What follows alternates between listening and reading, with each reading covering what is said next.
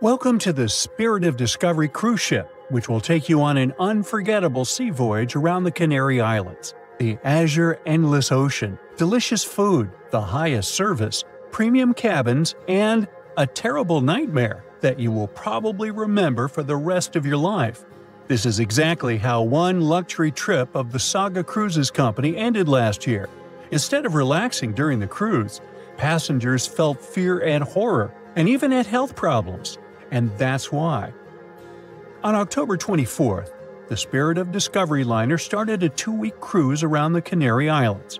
There were about 1,500 people on board, about 1,000 were passengers, and the rest were crew members. The first week went great, but then the liner encountered a serious problem called nature. There were strong winds and big waves. The captain decided to return to the UK ahead of time, but the decision was made too late. The ship was caught in a severe storm in the Bay of Biscay. A powerful wind with a force of 11 points hit the vessel. To make it easier for you to understand, the 11-point wind is able to tear out trees together with roots, destroy residential buildings, and plunge entire cities into chaos. Such a storm is rare, but Spirit of Discovery was unlucky enough to get into its epicenter. 11 points is the penultimate place on the Beaufort scale, which determines the wind rating. The most powerful storm has 12 points, and this is a hurricane. The wind reached a speed of 65 miles per hour, which is about the same as the average speed of a car on a highway. Not only did it push the Spirit of Discovery, but it also raised huge waves 25 feet high. Just imagine a wall of water the height of a 3-story building collapsing on a lone ocean liner. At that moment, the captain sent a message to all the passengers through the cabin speakers so that no one left their place. And his voice sounded worried enough. All the passengers had to lie down and hold on tight. According to the witnesses' words, the ship remained caught in the storm for about 15 hours. They held on with all their might so as not to crash into the walls and floor. All this time, tables were flying around the ship, dishes were breaking, furniture was moving all over the cabins. The waves smashed windows, partitions, and doors. Some people were knocked down because they couldn't hold on for so long. The storm hurled the passengers from ceiling to floor, from wall to wall. The ship's crew turned the dining room into a medical area to provide assistance to those who had been hurt. Despite the difficult and terrible conditions, the ship's team did a great job. They regularly informed passengers about the current situation and tried to calm everyone down. There was no panic and chaos on board. When the storm finally ended, the ship continued its journey and finally reached land, where medics urgently evacuated 8 passengers to the hospital. One of them was never able to survive this storm. It's good the ship didn't meet a rogue wave during the storm. This is a natural phenomenon that can appear during a storm and even in still water. It's a giant wave with a height of 60 feet. Like a 6-story house, it collapses onto a ship with incredible speed and capsizes it. And then the wave suddenly disappears. This is no joke. A similar wave has been recorded in the Gulf Stream off of Charleston, South Carolina. It's scary to get in its way. Now, let's go back to the past to remember one of the most terrible maritime tragedies. No, we're not talking about the Titanic. We'll talk about the Greek liner Laconia, which set sail from the English port of Southampton on December 19, 1963, with more than 600 people on board. However, just 3 days later, a terrible tragedy happened to the ship in the boundless waters of the Atlantic. At 11 p.m., in the barbershop hall, an electrical malfunction occurred. The problem led to a fire, which quickly spread to other rooms. The crew couldn't cope with it, since the fire was spreading too fast. The ship's team turned on the fire alarm, but there was no command to leave the vessel.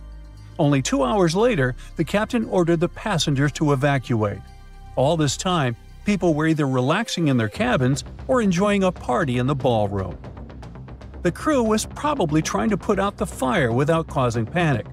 However, when the situation became critical, the evacuation began. People panicked and ran to the lifeboats, but many didn't manage to get inside.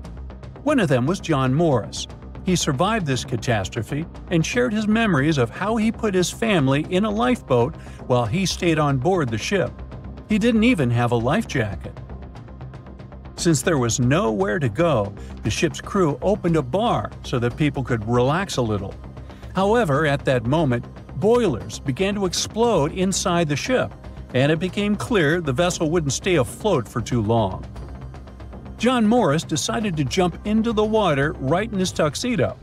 As soon as he was overboard, he grabbed onto a piece of wooden deck cargo and swam as far away from the ship as he could. The giant liner could sink at any moment, and when such a huge object goes down to the seabed, it forms a water funnel that pulls along everything around. Rescuers arrived at the scene sometime later. Fortunately, John Morris's pregnant wife and young son were alive, but his mother-in-law unfortunately didn't survive the disaster, like many other people that day. Of course, after this incident, the Greek Ministry of Merchant Marine initiated a thorough investigation.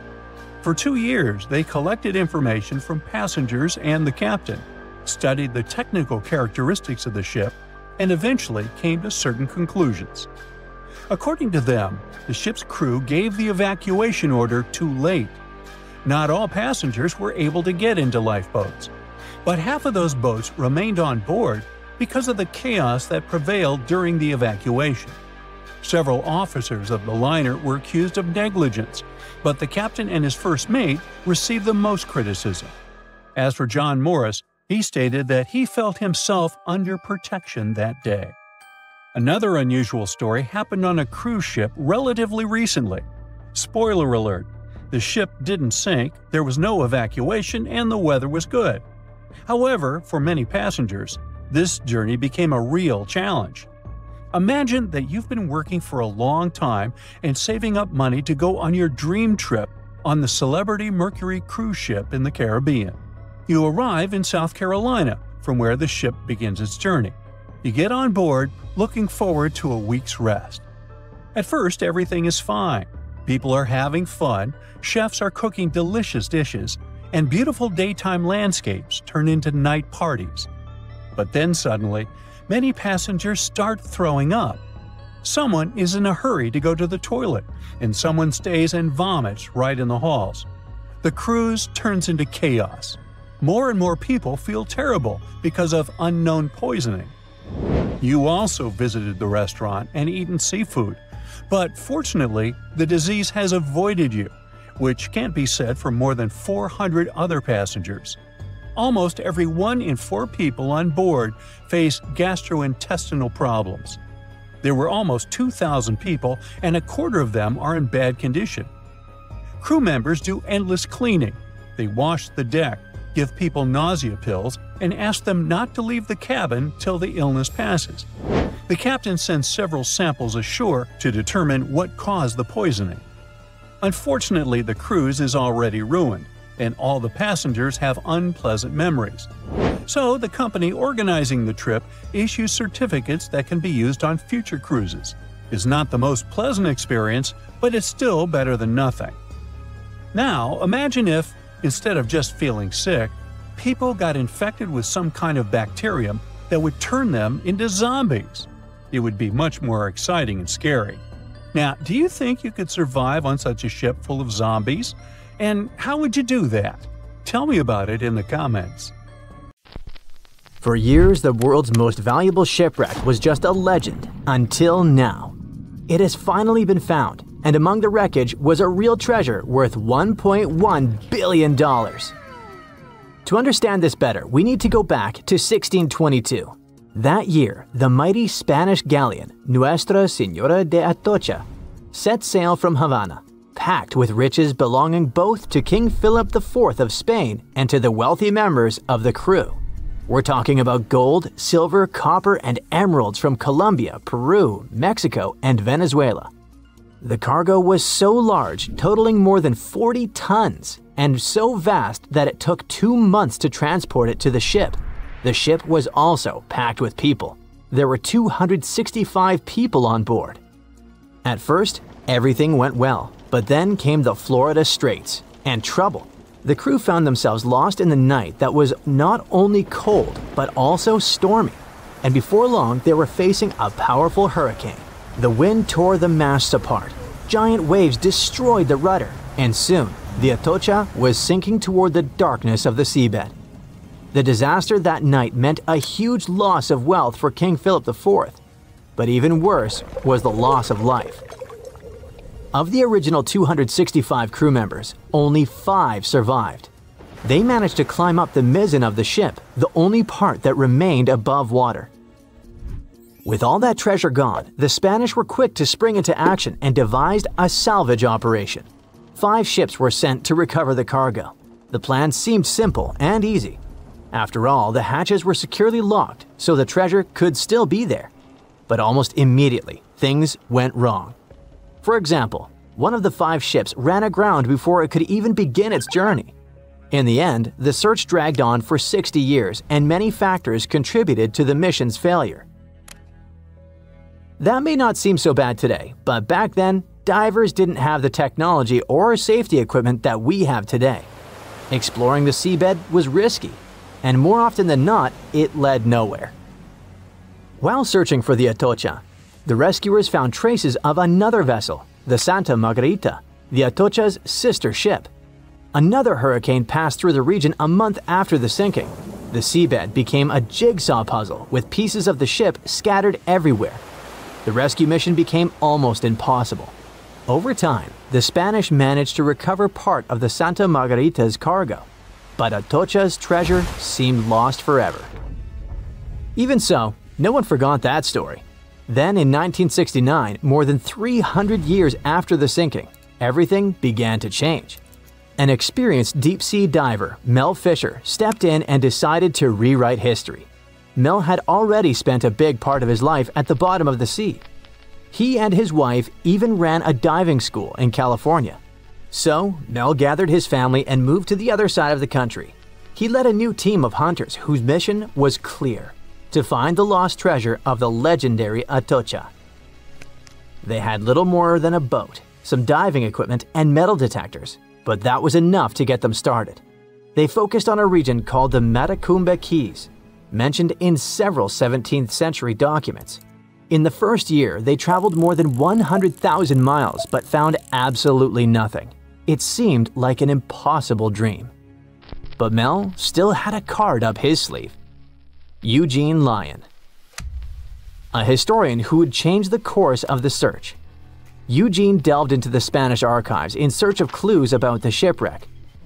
It was there that he found an important document that mentioned a group of people trying to save it. On the last page, it was mentioned that an area 100 miles from where Mel was searching had been the scene of the main exploration. This little piece of information was the needle in the haystack they needed. They rerouted the ship and soon arrived at the new location. But there was a challenge. That part of the ocean was deeper and the visibility there was almost zero. It was difficult to see your own hands. However, Mel knew how to deal with the adversities of diving and came up with a simple and brilliant solution. He installed 2 large tubes on the boat called letterboxes. Those tubes could be lowered in front of the propellers. The idea was ingenious. They sucked clean water from the surface and directed it to the bottom of the sea, exactly where the divers were. This technique not only cleared the murky water, but also helped to reveal objects that had been hidden for centuries. And still, the search took 16 years. During that time, Fisher found many lost items. Then, in 1971, they discovered a huge anchor. This was the first clue that they were close to finding the Atocha. In the following days, more objects appeared. Cups, swords, and ancient nails turned up. To keep everything organized, the team created a circular map. On it, they marked the exact location of each item they found. They also used radio transmitters on land and a receiver on the boat, which allowed them to know precisely where they were. The system was so efficient that it could measure the position with a margin of error of just 1 foot. Over time, a line began to form on the map, pointing to where the Atocha's main treasure might be hidden. They followed this trail for 2 years. Just when they were starting to lose hope, they found silver bars. It was the year 1973. This opened the door to much bigger discoveries. The silver alone was worth over $100,000, but the real treasure was yet to come. On July 20, 1985, valuables that would be worth around $1.1 billion today were finally discovered in the main hull of the ship. The treasure included 180,000 silver coins, 24 tons of silver bars, 125 gold bars, a collection of pearls, and 66 pounds of emeralds. Some of these finds were priceless, not only because they were rare, but because of their history. The Atocha Cross, the Royal Orb, and the Atocha Ring, 3 royal artifacts, were found in near-perfect condition. The Atocha Cross was the most valuable of all the artifacts. It had 9 brilliant green emeralds set in 22-karat gold.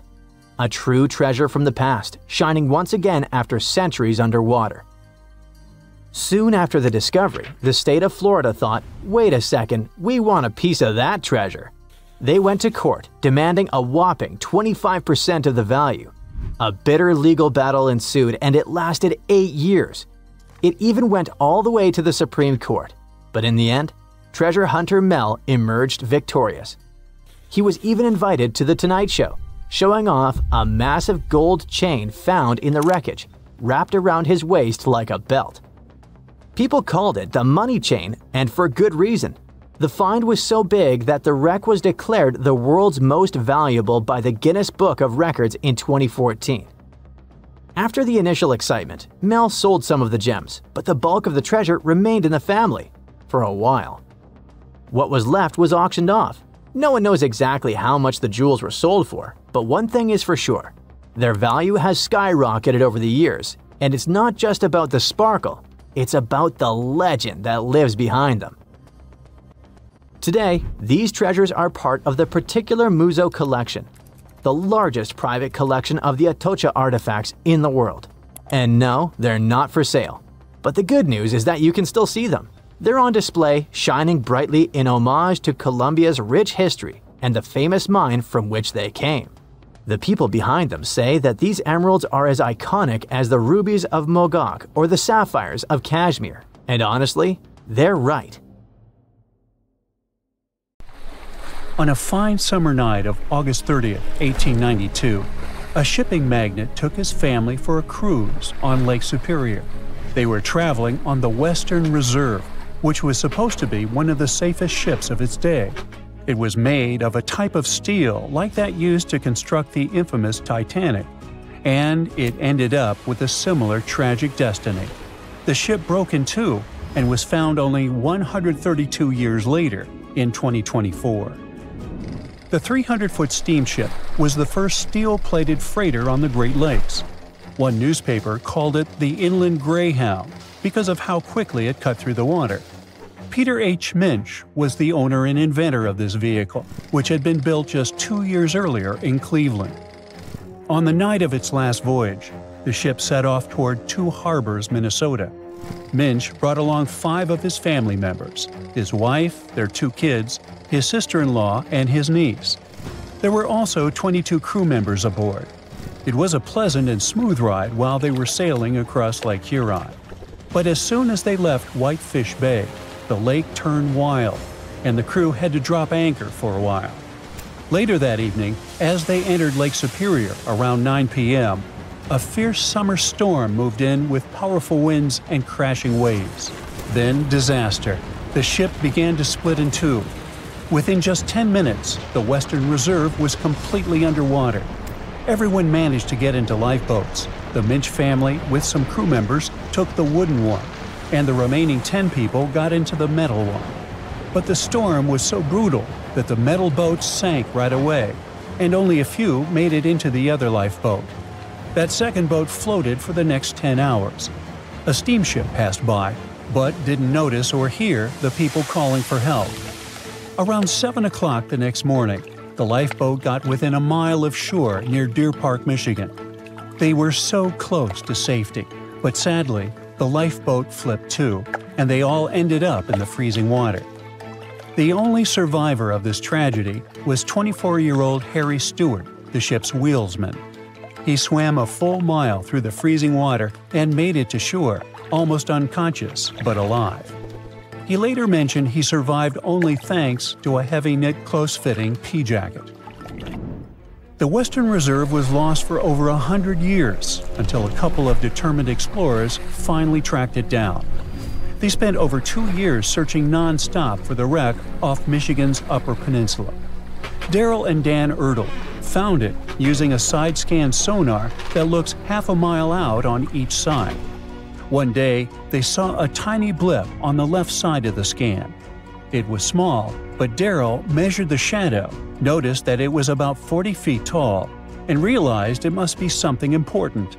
So they turned back and scanned directly over the spot.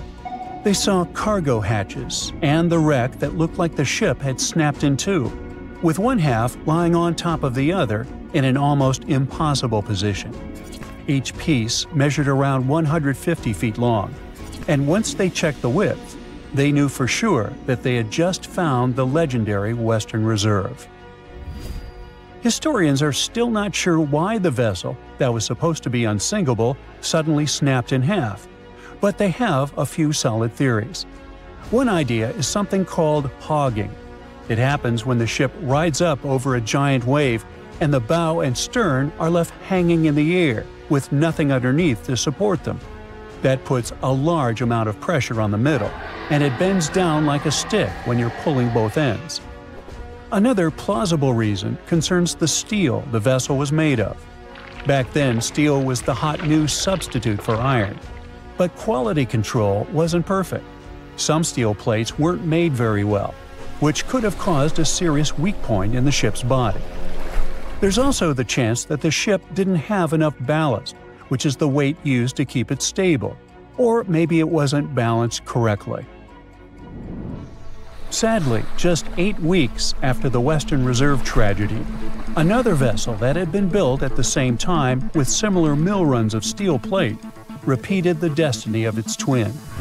The W.H. Gilcher was a steam freighter used to transport cargo between ports on the Great Lakes. It set out on what was supposed to be a routine trip on October 26, 1892. Loaded with over 3,000 tons of coal, the ship left Buffalo heading for Milwaukee. Captain Leeds H. Weeks and a crew of 18 were on board. Everything seemed normal at first, and by the afternoon of October 28th, the ship passed through the Straits of Mackinac and entered Lake Michigan. It was expected to reach Milwaukee by the 30th, but it never made it. A massive storm slammed into Lake Michigan and Lake Huron on October 28th and 29th, and created havoc on travel plans for many ships. When the storm finally passed and boats started pulling into port, people began to piece together what happened to the W.H. Gilcher. One captain who was sailing nearby on his schooner said he saw a large steamer battling the storm about 20 miles northwest of North Manitou Island around 8 p.m. on the 28th. The ship looked helpless, and there was no movement or sign of life. Another captain later saw furniture and parts of the ship's bridge floating in the lake near South Manitou Island. Then 2 more steamers picked up broken pieces of W.H. Gilcher's pilot house in the same area. It became clear that the storm had destroyed the freighter, and tragically, no one survived. The Great Lakes are a hot spot for shipwrecks, and there have been between 6,000 to 10,000 of those starting in the 17th century. Back in 1679, the Griffon became the first European vessel to vanish without a trace on the lakes. It sailed all the way from Buffalo, New York, to Green Bay, Wisconsin, passing through Lake Erie, the Detroit River, Lake St. Clair, and Lake Huron before reaching Lake Michigan. After a stop in Green Bay, it started heading back, and then it was never seen again. In 1975, one of the most famous shipwrecks happened when the massive 729-foot ore carrier SS Edmund Fitzgerald sank in Lake Superior. A fall storm was supposed to stay far south of their route, but things changed fast. Another freighter, the Arthur M. Anderson, was following behind and kept in radio contact with the Fitz's captain, Ernest McSorley. By the afternoon of November 10th, waves were smashing over the deck, and wind gusts at over 80 miles per hour were hitting both ships hard. By 7:20 p.m., the Anderson couldn't reach the Fitzgerald by radio anymore, and it had vanished from radar. There was no distress call, no warning. The huge ship had just disappeared. Later, search crews found the wreck over 530 feet under the surface, broken into two giant pieces. No one of the 29 crew members survived, and no one witnessed what really happened. There could be all sorts of reasons for such tragedies, from errors in judgment and equipment failure to simply being in the wrong place at the wrong time. The Great Lakes are massive bodies of water, with weather systems that you would expect to find in seas. These inland seas sit deep in the middle of the continent, and hurricane-strength winds and powerful storms form here. Many of them hit in November and December, when the waters are still warm from the summer, but Canadian cold air is starting to push down. There's a huge difference in temperature between the air and water. This difference and strong winds lead to massive waves. Plus, ice forms more easily in fresh water than in salt water. It builds up on ships quickly, and crew members also have to get around tricky ice waters. Water levels here are also unstable. In wet years, storms are more likely to happen, and this makes the risk of damage or disaster higher. A Portuguese archaeologist just discovered a bunch of sunken ships filled with gold, including a Spanish galleon with 22 tons of gold and silver. This much gold today is worth about $2 billion, and this is the money from one ship alone. Archaeologist Alexandre Monteiro made this discovery almost by accident. He was studying some documents when he found some information about a ship that went missing in 1615, and he decided he wanted to find it. After many years, Alexandre found not just this specific ship, he actually discovered 8,620 shipwrecks in the waters of Portugal alone. Out of this number, 250 are gold-filled shipwrecks, a discovery that would make any Jack Sparrow shake in his boots. Most of these ships went down for boring reasons like the weather, but sometimes they were destroyed in battles, which may or may not have been super epic. They were carrying gold and other treasures from the New World to Europe, and of course, everyone wanted a share. Alexandre had been studying historical shipwrecks for 30 years now, so he has discovered many ships that went down in somewhat glorious ways. In 1816, for example, a ship of one of the richest men in Portugal sank in Australia, with an insane amount of 66,000 silver coins. This was the first ship from Portugal to ever plunge in the waters of Australia. The bad news is that these ancient sunken vessels, filled with riches and epic stories, are not so easy to reach. They're deep down in the ocean and covered by sand. You could still try, but that would be stealing part of a country's history, and you wouldn't want to be that person, would you? Naturally, Portugal was not the only country that explored the seas back then. The coast of Europe is packed with sunken ships filled with gold. In fact, there are about 1 million historical shipwrecks underwater right now, and the treasures abandoned under the sea might be worth around $60 billion. It's an insane amount of money, but let me tell you that these gold-filled sunken ships aren't really worth the hassle. There are many stories of maritime treasure discoveries that turned into insane lawsuits and even long jail time. Our first story starts in 1746, when a violent storm crashed a ship called Prince de Conti near an island in Brittany. The ship was filled with tea, ceramics, and 100 gold ingots. Of course, the owners of the ship tried to save the loot, but if it's not easy now, imagine how it was back in the 18th century. It took more than 200 years for the vessel to be found. It finally happened in 1975, when a group of French men discovered it and decided to take pretty much every valuable thing they could find. Now, I said these things were not worth the trouble for a reason. In France, if you find anything that can be historical, you must declare it to the local authorities within 48 hours. Fail to comply, and you will be committing something known as a crime. To be fair, Our French friends here did declare their findings, but only the corroded cannons from the ship. And the gold? Well, they sold it. Obviously, because each gold bar is worth between $125,000 to $231,000. It took French authorities almost 50 years to retrieve the stolen gold, and they didn't retrieve all of it. Part of it was bought by an elderly couple living in Florida, and the crime is so serious they were charged for connection with money laundering, organized crime, and the trafficking of cultural goods. The poachers also sold some gold ingots to the British Museum collection.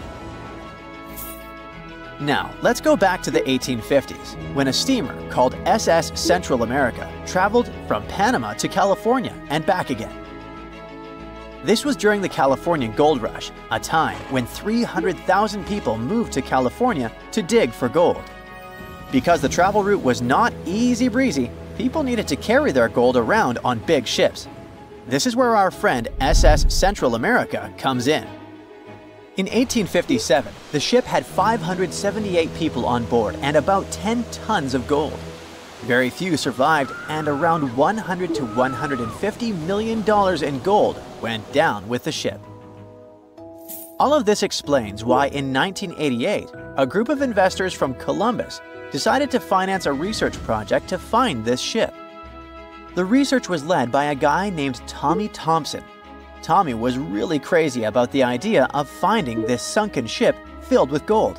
It took him years to find the exact location of the SS Central America, especially because the ship was 7,500 feet beneath the surface of the Atlantic Ocean, and retrieving it required a lot of fancy tech. A group of 161 investors paid for his adventure, but it goes without saying that they were not doing this out of love from their hearts. They invested $12.5 million in this project because they were expecting to earn at least 10 times more. But since life is not all sunshine and rainbows, 39 insurance companies sued the research team as soon as they retrieved the gold. Back when the ship was up and running, these companies insured the cargo of the SS Central America, and when the cargo was finally retrieved, more than 100 years later, they wanted to be compensated. They said it was not their job to retrieve it, but that doesn't mean they abandoned it. This crazy talk didn't stick, and 92% of the gold was given to the research team. The plot thickened when the investors were scammed by none other than Tommy Thompson, who fled with $4.16 million. He also had 500 gold coins, but he's not telling a soul where they are. Nonsense like this is the reason why most countries have rules to protect cultural properties. And yes, sometimes shipwrecks can be a cultural property. Obviously, there are many maritime treasure discoveries that happen without breaking any laws. The SS City of Cairo, for example, was a steamship that submerged in 1929 with 2,000 boxes of silver coins weighing 122 tons. A company called Deep Ocean Search retrieved the coins from a depth of 17,000 feet, which is 4,500 feet lower than the Titanic. 34 million pounds went to the UK Treasury, and the Deep Ocean Search also got a share. The good news here is that some of the coins can be bought by collectors, legally. Paying for a treasure is probably the closest you can get to an underwater archaeology find. I know, all I did was destroy your piracy dreams. But while raiding gold-filled shipwrecks may be a crime in most countries, or just financially impossible for us mere mortals, not all hope is lost. There is about $771 trillion worth of gold lying on the ocean floor, and it doesn't have an owner. It's like an underwater gold mine, except the gold is in the water. You know how the water of the ocean is salty?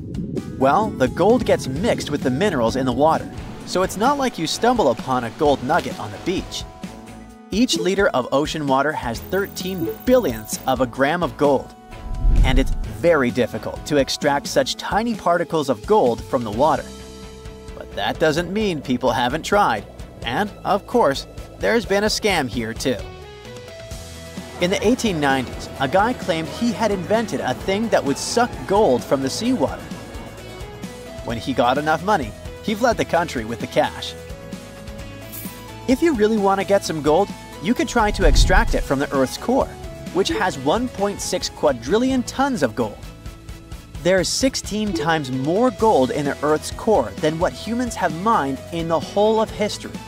No hoax involved here, because nobody has dared to go down there yet. With archaeologists discovering gold-filled sunken ships out and about, maybe we can make our own maritime treasure discoveries, or at least save enough money to buy some silver coins. There's a stretch of water that even the most experienced explorers fear. No matter what season you choose to cross it in, you risk meeting face-to-face with waves that can reach as tall as the Hollywood sign. I'm talking about the Drake Passage, the waterway connecting the Pacific Ocean to the Atlantic Ocean, stretching from Cape Horn at South America's southernmost tip to Antarctica's South Shetland Islands. It's about as wide as the distance from London to Berlin and takes up to 48 hours to cross. Some sailors compare getting on the other side to going to the moon. That's how challenging it is. Even the man who discovered it, Sir Francis Drake, never sailed these waters because they seemed too dangerous to him and opted for a calmer, although longer, Strait of Magellan. The passage took the lives of around 20,000 sailors and over 800 ships. Tourists who want to see Antarctica cross the Drake Passage on a regular basis, although it's still often called the world's most terrifying ocean crossing. The Antarctic Peninsula, where travelers go, isn't really part of Antarctica itself. It sticks out and points towards South America like two fingers almost touching it. The water gets squeezed between these two land masses, making strong ocean currents. The passage is part of the Antarctic Circumpolar Current, the largest ocean current on Earth. The water rushes through the passage at a speed between 95 and 150 million cubic meters per second, which makes it rougher. And then there are winds that usually blow from west to east and are very strong between 40 and 60 degrees latitude. That's why those areas are called the Roaring Forties, Furious 50s, and Screaming 60s. Land slows down winds, which is why storms hitting Ireland and the UK get weaker as they move east. But Drake's latitude is the only place where winds can blow all around the Earth without being stopped by land, so they keep getting faster. These strong winds turn into huge waves that can hit ships really hard, normally around 13 to 16 feet tall. They're much higher than waves in the Atlantic. Drake Passage also has underwater mountains that you can't see. The huge current squeezes through this narrow passage and causes waves to crash against these mountains underwater. These internal waves create whirls that bring cold water up from the deep ocean. So it's not just rough on the surface, the water is wild all the way down. The first sailor managed to sail around Cape Horn and through the Drake Passage in 1616. It was a Dutch navigator, Willem Schouten, in 1616. But the most famous attempt to cross it was undertaken by Sir Ernest Henry Shackleton on his ship named Endurance. He and 27 of his men set off from South Georgia, aiming to reach Vassal Bay in Antarctica. But things didn't go as planned. On January 19, 1915, their ship got stuck in the ice. And by October, it began to sink. They camped on floating ice for 2 months before sailing lifeboats to a remote, icy place called Elephant Island. Shackleton and 5 men made a risky journey to South Georgia to get help. It took them 15 days to cross Drake Passage with hurricane winds. Finally, they arrived safely and organized a rescue for the rest of their crew. Scientists found the shipwreck of Endurance only in 2022, 10,000 feet below the water.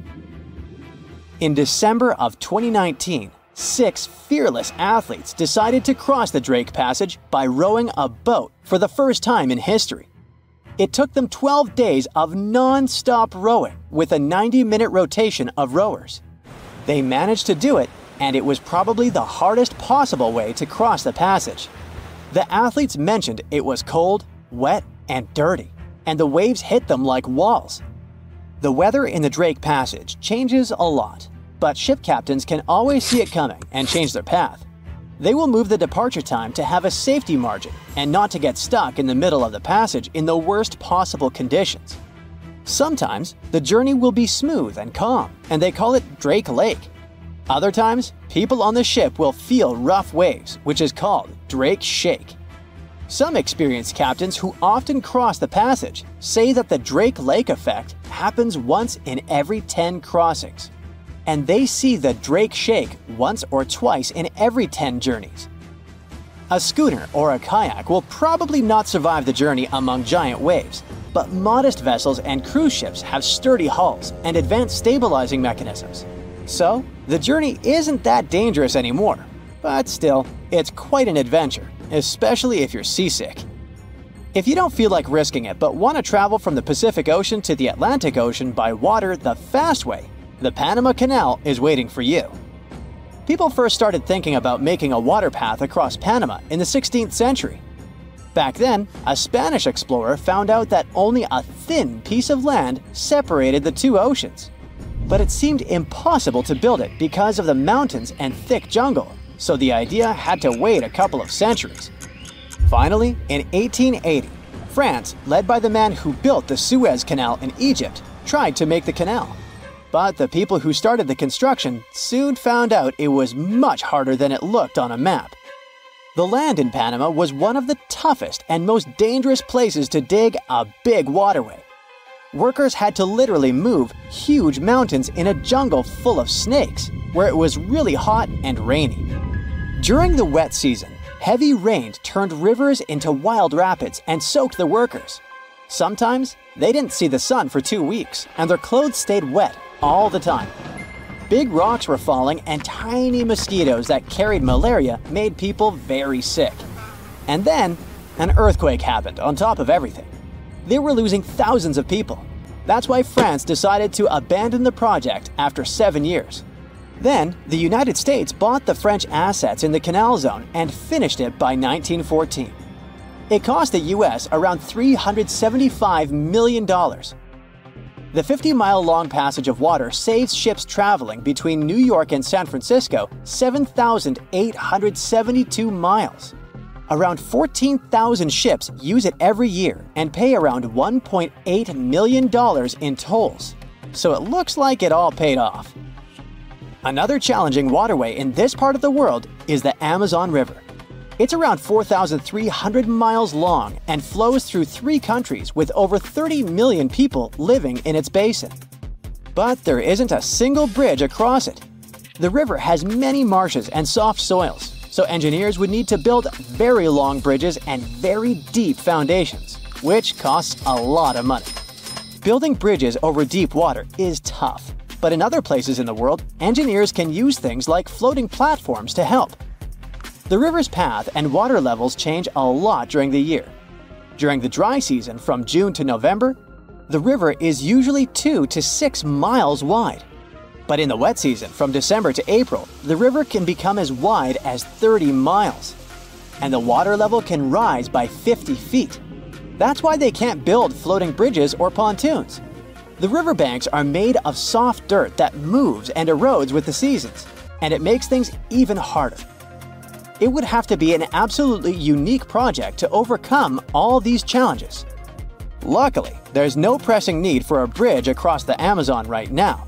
The river mostly goes through areas that are sparsely populated, so there aren't so many major roads to be connected by bridges. There's a ship drifting somewhere in the ocean without a crew. The last time someone saw it was over 50 years ago. Its story reminds of that of the Flying Dutchman, a ship that's bound to sail forever and bring disaster to whoever sees it at sea. At least the legend says so. Unlike the Flying Dutchman, the SS Bay Chimo was definitely real and built for a German company in Hamburg and began as an ordinary cargo ship. It was trading supplies between Hamburg and Sweden in the Baltic Sea starting from 1914. It had a strong steam engine and a hull made of steel. A few years later, it became British property. Then, in the 1920s, a Canadian company purchased it for around $18,000, a huge amount of money back then. The new owner, the Hudson's Bay Company, was actively using the ship for several years. They would often send it on voyages from its home port in Scotland to Siberia, Alaska, the Yukon, and the Northwest Territories. It also passed through the Panama Canal and even the Suez Canal, with fur pelts for sale on board. Sometimes it would also transport passengers. It had completed 9 successful voyages before this strip of good luck came to an end.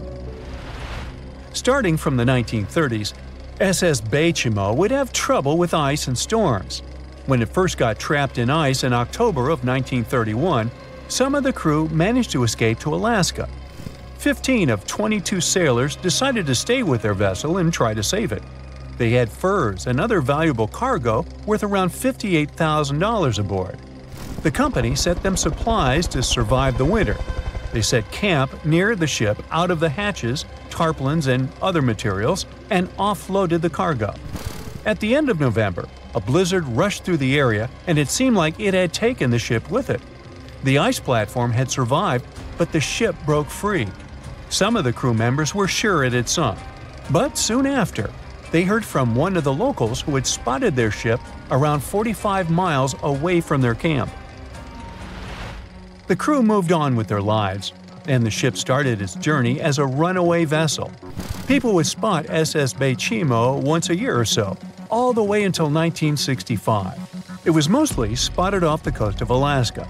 A man going to Nome with his sled dog, along with prospectors, explorers, and treasure hunters, all claimed to have seen SS Beichimo. Someone tried to board it and take it to port, but ended up stranded on it for days because of horrible weather. Others got luckier and managed to take a whaleboat, some furniture, and other valuables from the vessel. Those who got close to the ship saw that it was damaged and missing the propeller. Still, it stayed afloat without a crew for at least 38 years and became the longest sailing ghost ship in history. In 2006, the Alaskan authorities started a project to solve the mystery of this ghost ship of the Arctic and finally find SS Beichimo, either still above or below the water. So far, the project has not been a success.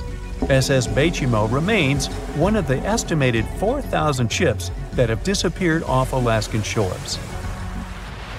If the legend of the 17th century isn't lying, this ghost ship could be sailing somewhere along the Flying Dutchman.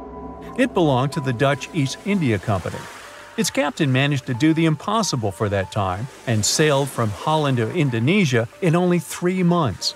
They said he was flying over the sea, and some evil tongues explained that he had made a deal with evil forces to achieve that. Once the ship was sailing back home, its captain and crew disappeared without a trace. There are many versions of what happened to it. One of the first ones said it had tried to enter port at the Cape of Good Hope, got in a terrible storm, and sank as there was no captain to save it. Another legend says the captain had refused to obey the skies to let the ship sink during the storm. A scary life form then struck the boat and the crew, and it was condemned to forever wander without rest. Many sailors claim to have spotted the Wandering Dutchman. The Duke of York, who was to become King of England, mentioned having seen it in Australian waters. Right after spotting the ship, the man who saw it first fell from the top of the mast and didn't survive. There were more encounters with this legendary ship up to the middle of the 20th century. Ships would nearly collide with it as the Flying Dutchman jumped out of the blue. Scientists have a more logical explanation for this mystery: Fata Morgana, not to be confused with Hakuna Matata. Now, when you're out at sea on a hot day and the air is all wavy, it feels like when you look at the road on a scorching summer day. That's because of something called atmospheric refraction. When light passes through different layers of air with different temperatures and densities, it bends and twists. Sometimes, under certain conditions, this bending of light can create really bizarre optical illusions over the ocean, like sightings of the Flying Dutchman. The Fata Morgana phenomenon can make distant objects appear distorted, stretched, or even lifted above the horizon. So you can see a ship far away, but because of the way the light is bending, it will look like it's floating above the water or even disappearing and reappearing. A Fata Morgana is most commonly seen in polar regions, especially over large sheets of ice that have a uniform low temperature. but you can see it anywhere, even in deserts and over lakes on hot days. The first stories about ghost ships go all the way back to ancient Greek and Roman mythology. One of the most famous ghost ships in history is the Mary Celeste. This brigantine was traveling from New York City to Genoa and was fully stocked with provisions, but missing a crew when it was discovered in the Atlantic Ocean in 1872. The crew's personal belongings were also there, completely undisturbed. The final entry in their log was made 10 days earlier. We still don't know what happened to its crew, and the ship has inspired many spooky stories and legends. The Lady Lovibond was another legendary schooner that is believed to have been wrecked off the coast of Kent in the middle of the 18th century.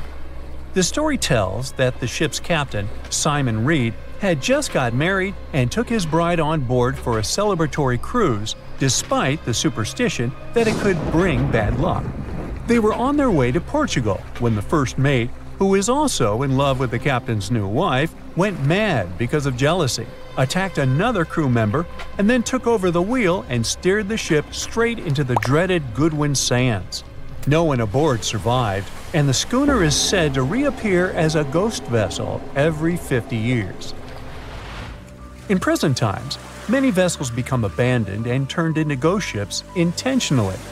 There are thousands of them floating in U.S. rivers, lakes, channels, and coastal waters. Some people lose their boats in storms and other extreme weather.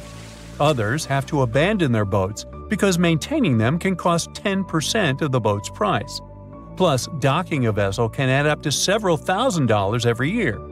Most boats have been made of fiberglass, so an owner can't just recycle them as scrap metal. So, once they want to get rid of it, they often tie it to a dock and sneak away, or leave it floating far away from the shore, or just try to sink it. When ghost ships sink in shallow waters, they can cause damage to coral reefs, mangroves, marshlands, oyster habitats, and wetlands. Plus, they can collide with unsuspecting regular ships and cause real trouble. So, don't do that. Enough said. Ah, cruise ships. Amazing views, exotic destinations. What more could you ask for? While cruising on a megaship is usually super safe, it's good to know some of the secret codes they use on board. One of the scariest things you might hear is Code Red. That means there's a virus running rampant on the ship, and they need to do a serious deep clean. Sick passengers are stuck in their cabins until further notice. But the only announcement that might give you chills is Operation Rising Star, which means a passenger has passed away.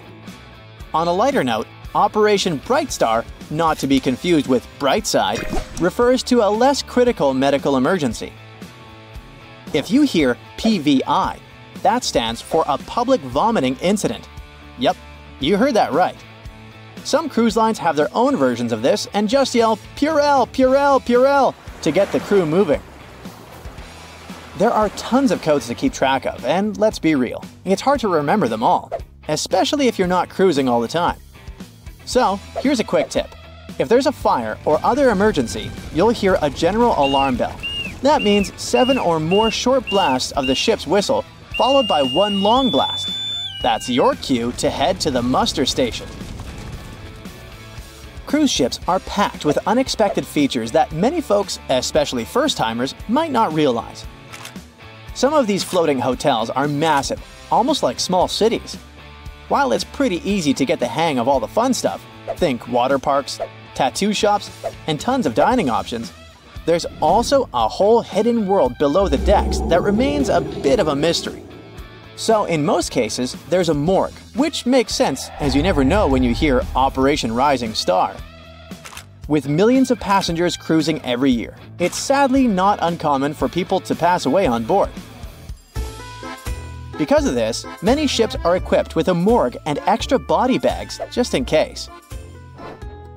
Usually found on the lowest deck, the morgue is a small, stainless steel room that can hold anywhere from 2 to 10 bodies, depending on the ship's size. If someone dies, the ship's staff will alert the authorities back on land.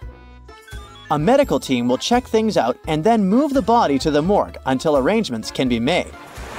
Typically, the body is taken off at the next port, but sometimes it stays on board until the cruise wraps up.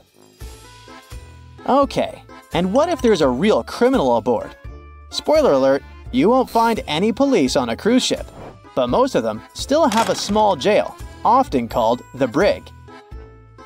If passengers get a bit too rowdy and breach the cruise line's rules, the security team might just lock them up for a while. Yeah, it's not an official jail, it's more like a detention center. Cruise ships are fantastic for socializing, but sometimes you just want a quiet spot to relax and recharge. Luckily, there are plenty of secret hideaways on even the biggest ships where you can find your peace and soak in the views. To start, aim for the forward or aft ends of the ship. These areas are usually less crowded. You'll find cozy deck chairs, hot tubs, and maybe even the space to yourself. Check out the ship's daily schedule to spot activity-free lounges. For instance, the observation lounge might be empty during certain hours, and many ship libraries are perfect for a peaceful nap. On Seabourn, try the aft pool and hot tubs on Deck 5 for serene ocean views. Carnival ships have hidden forward decks where you can enjoy captain-like vistas. Royal Caribbean's Oasis-class ships have a track area at the back where you can relax while watching joggers. Viking's Explorer's Lounge has a quiet second level that's often overlooked. Disney Magic and Wonder have a little-known lookout on Deck 7. While Silversea's Silver Origin features a stargazing platform perfect for night sky watching. Royal Caribbean's helipads and Carnival's Deck 5 Lanai hot tubs are also great gems for some sunshine and tranquility. Now, when you think of pirates, images of Captain Jack Sparrow likely come to mind. Sure, there was media hype around Somali pirates, but are they still a problem? Not exactly. But even so, passengers on cruise ships traveling through high-risk areas near the Horn of Africa can be briefed on what to do if pirates attack.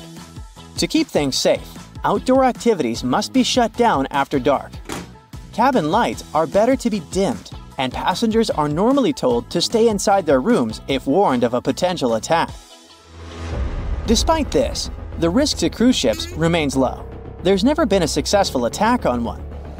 Anyway, experts admit that it's quite challenging to identify threats in these vast waters. While small pirate boats might be faster, larger cruise ships can usually outrun them and have structural features that resist boarding attempts. Measures like razor wire and fire hoses are among the defenses cruise lines employ to keep passengers safe. Though cruise lines stay tight-lipped about their specific strategies, ensuring passenger safety remains their top priority. Also, when you board your cruise ship, there are some key terms you should know about the layout. The front is called the forward, and the back is the aft. You'll find staterooms on both sides and in between, each with its own perks. Forward staterooms offer fantastic views, letting you enjoy the scenery just like the captain at the bridge as you sail into port. These rooms often have a bit more space thanks to the ship's angled shape. However, keep in mind that they experience more motion from winds and waves, which some cruisers love. While forward verandas are rare and can be windswept, the ocean view staterooms here often feature bigger windows for amazing vistas. On the flip side, aft staterooms provide stunning views of the ship's wake and great sights as you leave port.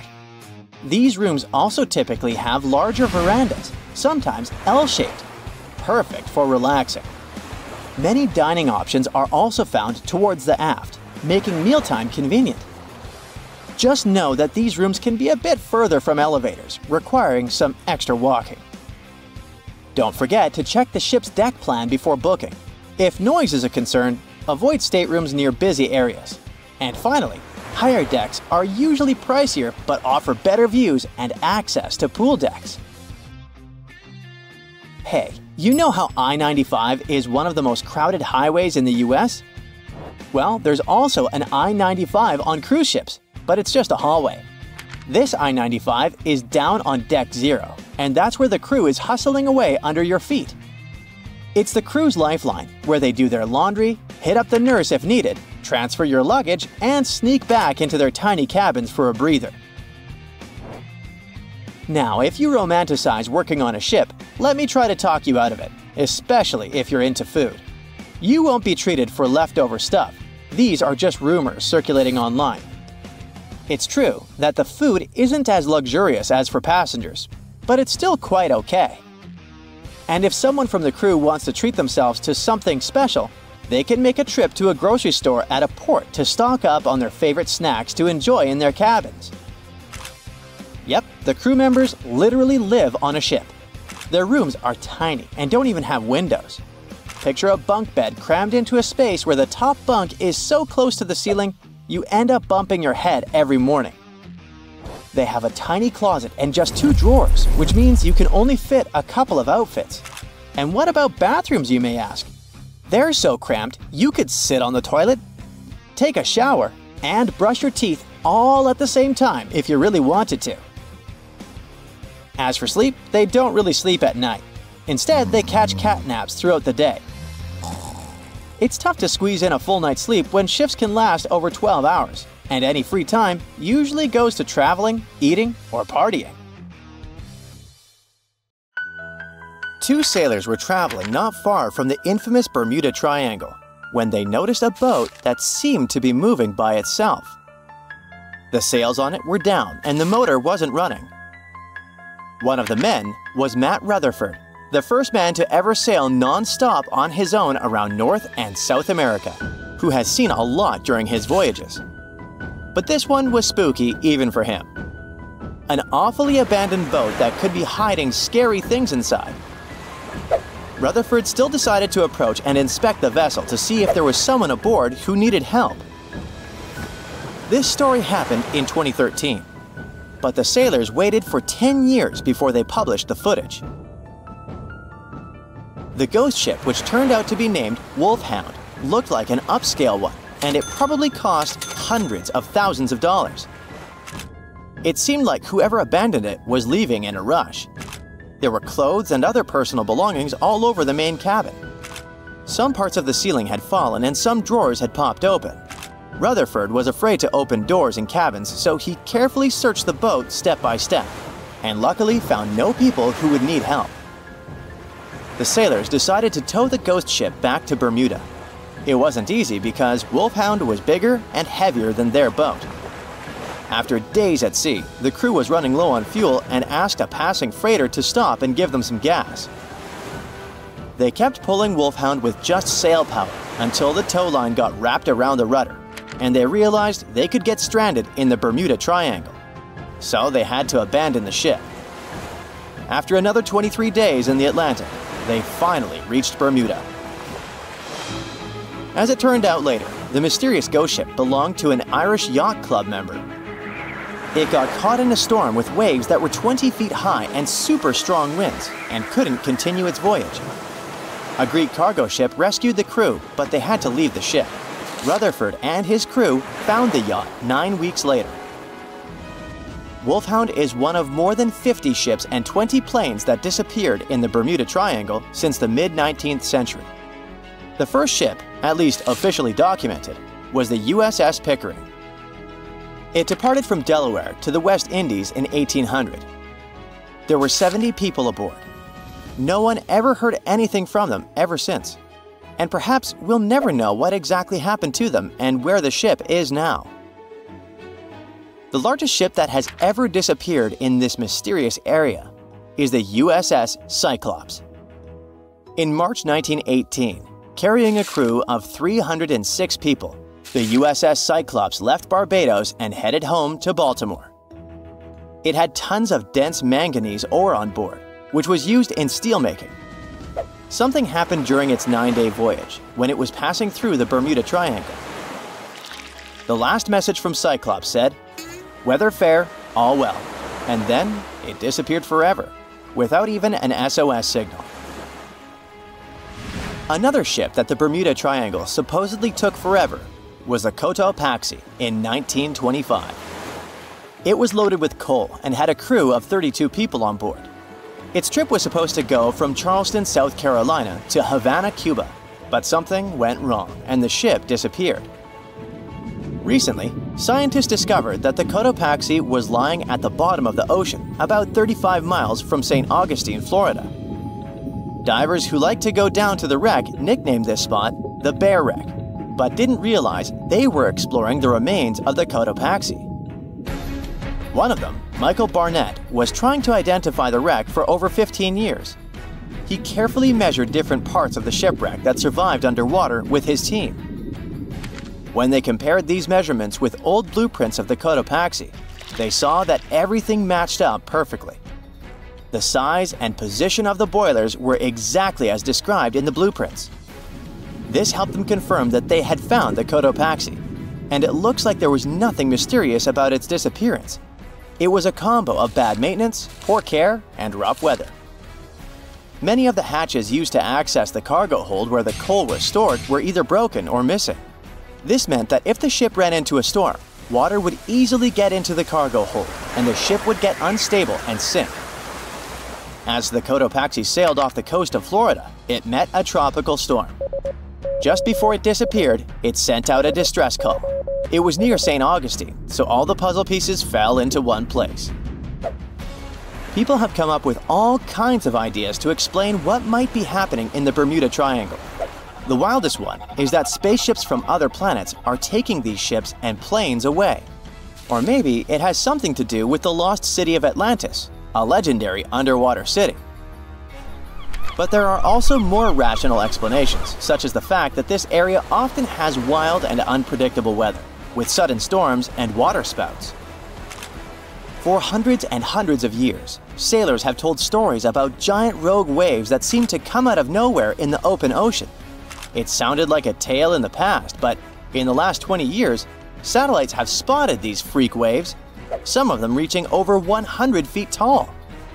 Storms from the Gulf of Mexico can hit the Bermuda Triangle area and create such rough and unpredictable waves. Scientists built a model of the USS Cyclops and put it in a wave simulator. They say that even a rogue wave 50 feet tall would be enough to flip over that ship. It had a flat bottom and was less stable and more likely to tip. There are also lots of hills and deep valleys on the ocean floor, which can be dangerous if a ship isn't navigating carefully. Sometimes things can go wrong with engines, communication systems, or other equipment. If a plane or ship has a mechanical problem far from land, it can be really hard to get help quickly, especially if rescue teams are far away.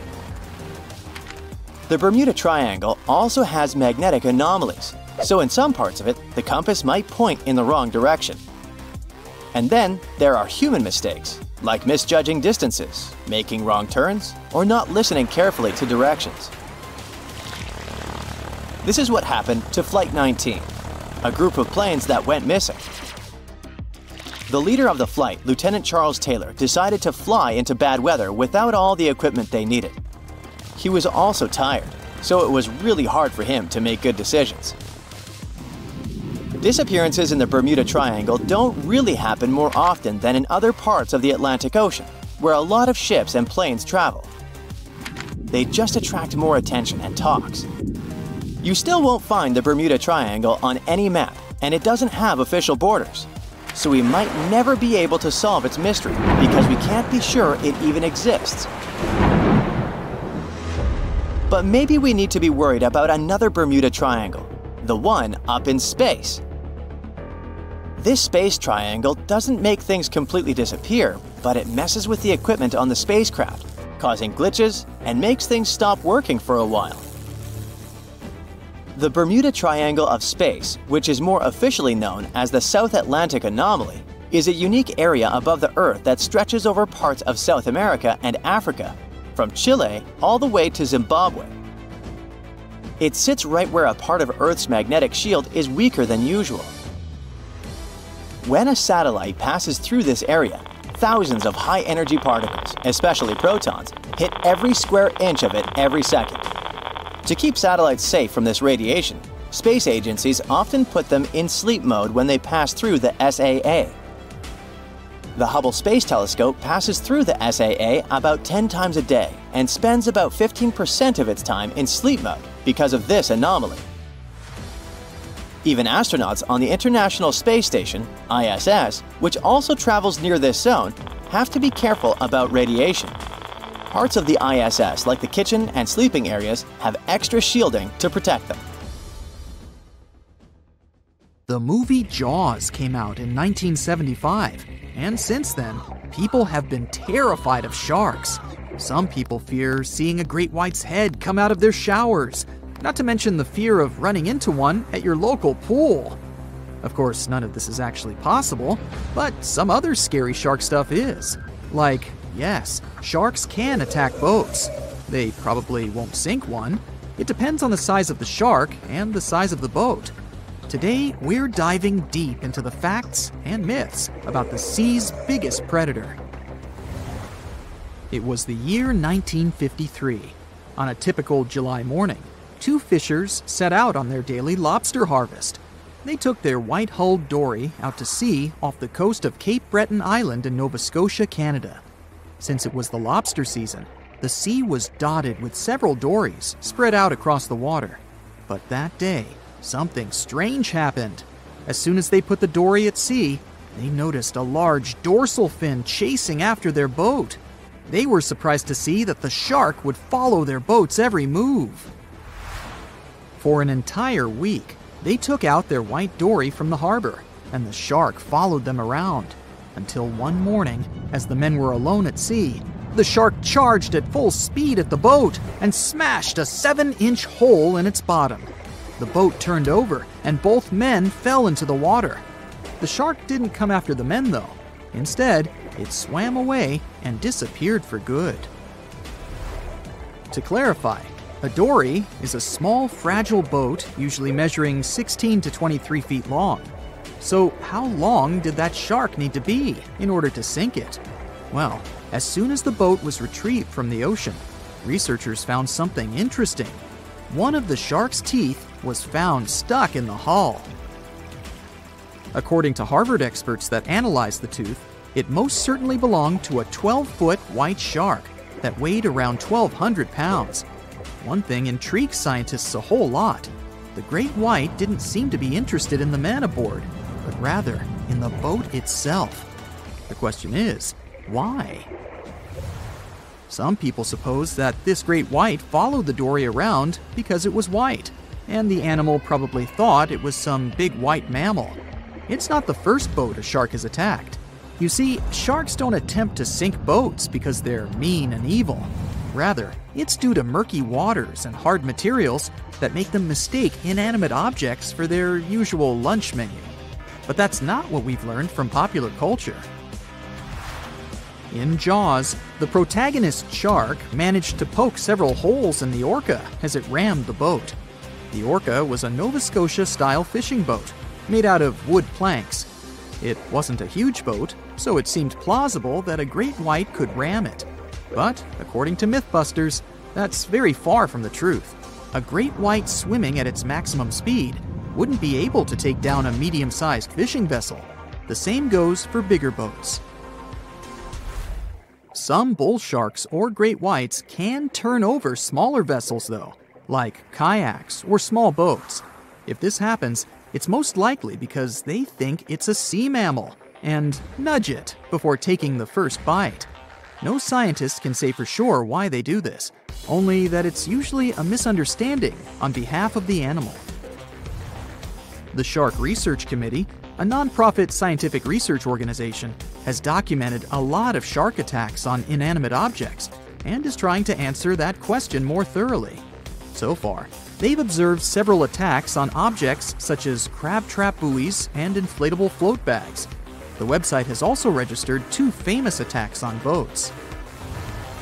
The first one happened in 1959, and a shark left a tooth on the hull of a boat. Researchers later identified it as belonging to a 12-foot great white. The report of the other attack, which happened in 1989, claims that a boat was circled by a great white before the animal swam at the vessel at full speed and hit the boat several times. Of course, those who suffer the most from shark attacks and encounters aren't boats.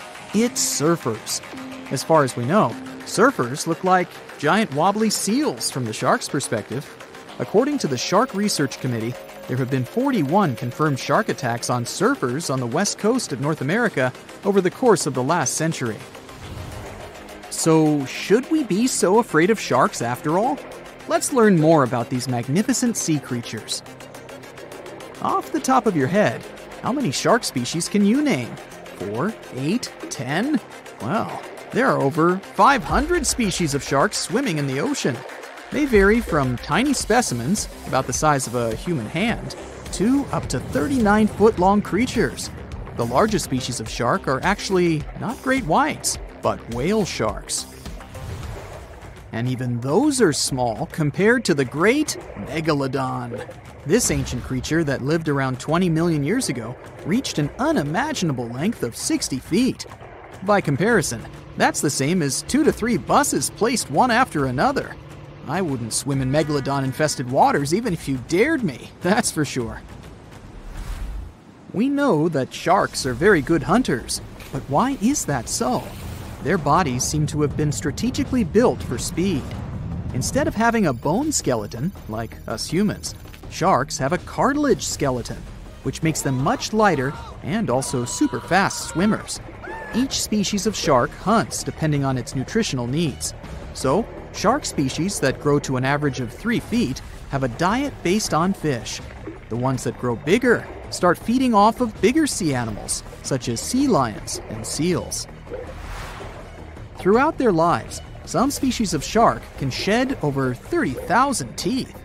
Unlike humans, who are born with a set number of teeth in their jaws, sharks have an apparently limitless supply. In their defense, they do lose teeth pretty easily, as they can easily get stuck in their prey, for example. They also have multiple rows of teeth. The jaws of a great white can contain up to 7 rows of teeth, and can grow to be more than 6 inches long.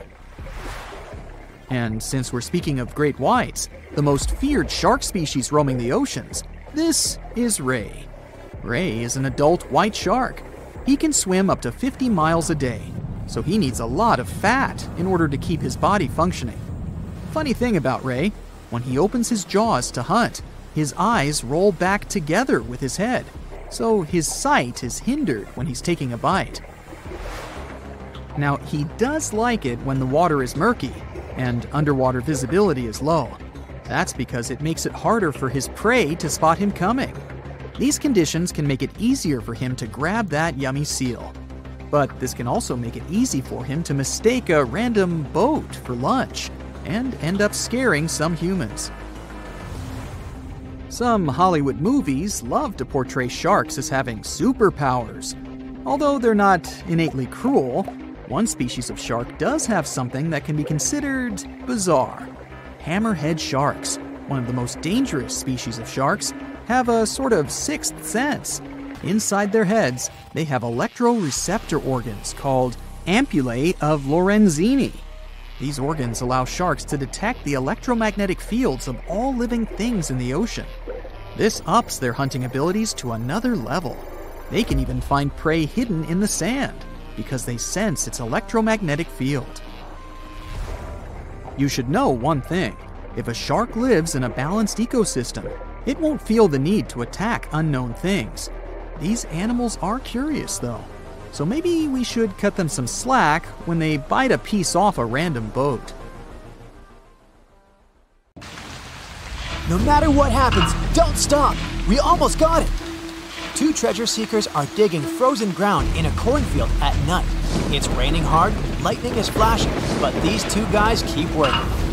And now the shovel hits something solid. No way! A treasure chest! They start digging faster and find a piece of a ship's engine. What the? Far from the seas and lakes, somewhere under the fields of Kansas City, they found a giant sunken ship. How is this possible? Now you'll see. Some people spend their lives searching for shipwrecks with treasures underground. One of them is explorer David Hawley. He's been looking for such ships far from the seas, rivers, and oceans for many years. He does this because he likes the feeling of adventure. The holds of these ships may contain chests of gold, antiques, and artifacts. And you can get a lot of money for them. David says you don't have to go into the ocean to find a sunken ship. They may be lying in your backyard. But why do ships end up buried underground among fields, farms, and plains? Let's find out using the example of steamboat Great White Arabia. According to old records, the newspaper clippings, this ship had been carrying about 200 tons of treasure before it sank in 1856. Many rumors and local legends said the ship was lying underground a few miles northeast of Kansas City. It was there because people deliberately altered the riverbed and channels of the Missouri River in the second half of the 19th century. They artificially brought the shores closer to each other. They narrowed the river to increase the flow's speed, so boats could sail much faster. In the 19th century, steamboats were the most popular means of transporting passengers and goods. Before railroads, they extended the western border across the Mississippi and Missouri rivers and brought supplies to people. That's why it was so important to increase the speed of their movement. So, on September 5, 1856, Arabia was sailing along such an estuary. It came across a snag sticking out of the water. A piece of log quickly flooded the ship. Fortunately, all passengers were evacuated. But the steamer and its precious cargo reached the silt bottom of the Missouri River in a few minutes. Several years had passed. Everyone forgot about the vessel. During this time, the course of the Missouri River had changed. But Arabia remained under the wet, muddy bottom. The soil level above it was getting higher, and the ground was losing moisture. Eventually, many decades later, a cornfield formed above the sunken ship. In the 1980s, one farmer owned this area, and he had no idea what was hidden in his territory. David Hawley carefully studied the history of the sunken ships of the USA. He knew that hundreds of steamers had gone underwater all over Missouri, but most of all, he was interested in Arabia, as there were rumors that it was filled with gold and other valuable things. The territory of cornfields in Kansas was vast, but David Hawley knew how to search properly. In 1987, he started working. First, together with his brother and father, they collected all the clippings from old newspapers they could find. They were looking not only for information about the steamer, but also for maps of the Missouri River. They tracked its historical changes, checked the dates, and identified a large area where the steamer sank. Next, they used electromagnetic testing and other geological stuff to study the soil and find the right place. They searched for differences in ground moisture and density. Then, they went through the territory with powerful metal detectors. And so, by the fall of 1988, they had determined the location of the steamer. Arabia was the size of a football field. This gigantic vessel lay 45 feet underground, 4 stories down. But before they started excavating, they had to ask the owner of the cornfield for permission. For the farmer, this news was a big surprise. He agreed, on the condition that the excavations would be completed by spring so that he could sow a new crop. Digging a giant ship in winter is much more difficult and expensive than at other times. It includes additional equipment, electricity, and heating costs. The team worked day and night. They financed the excavations out of their own pocket. Each invested more than $10,000 and took out a bank loan.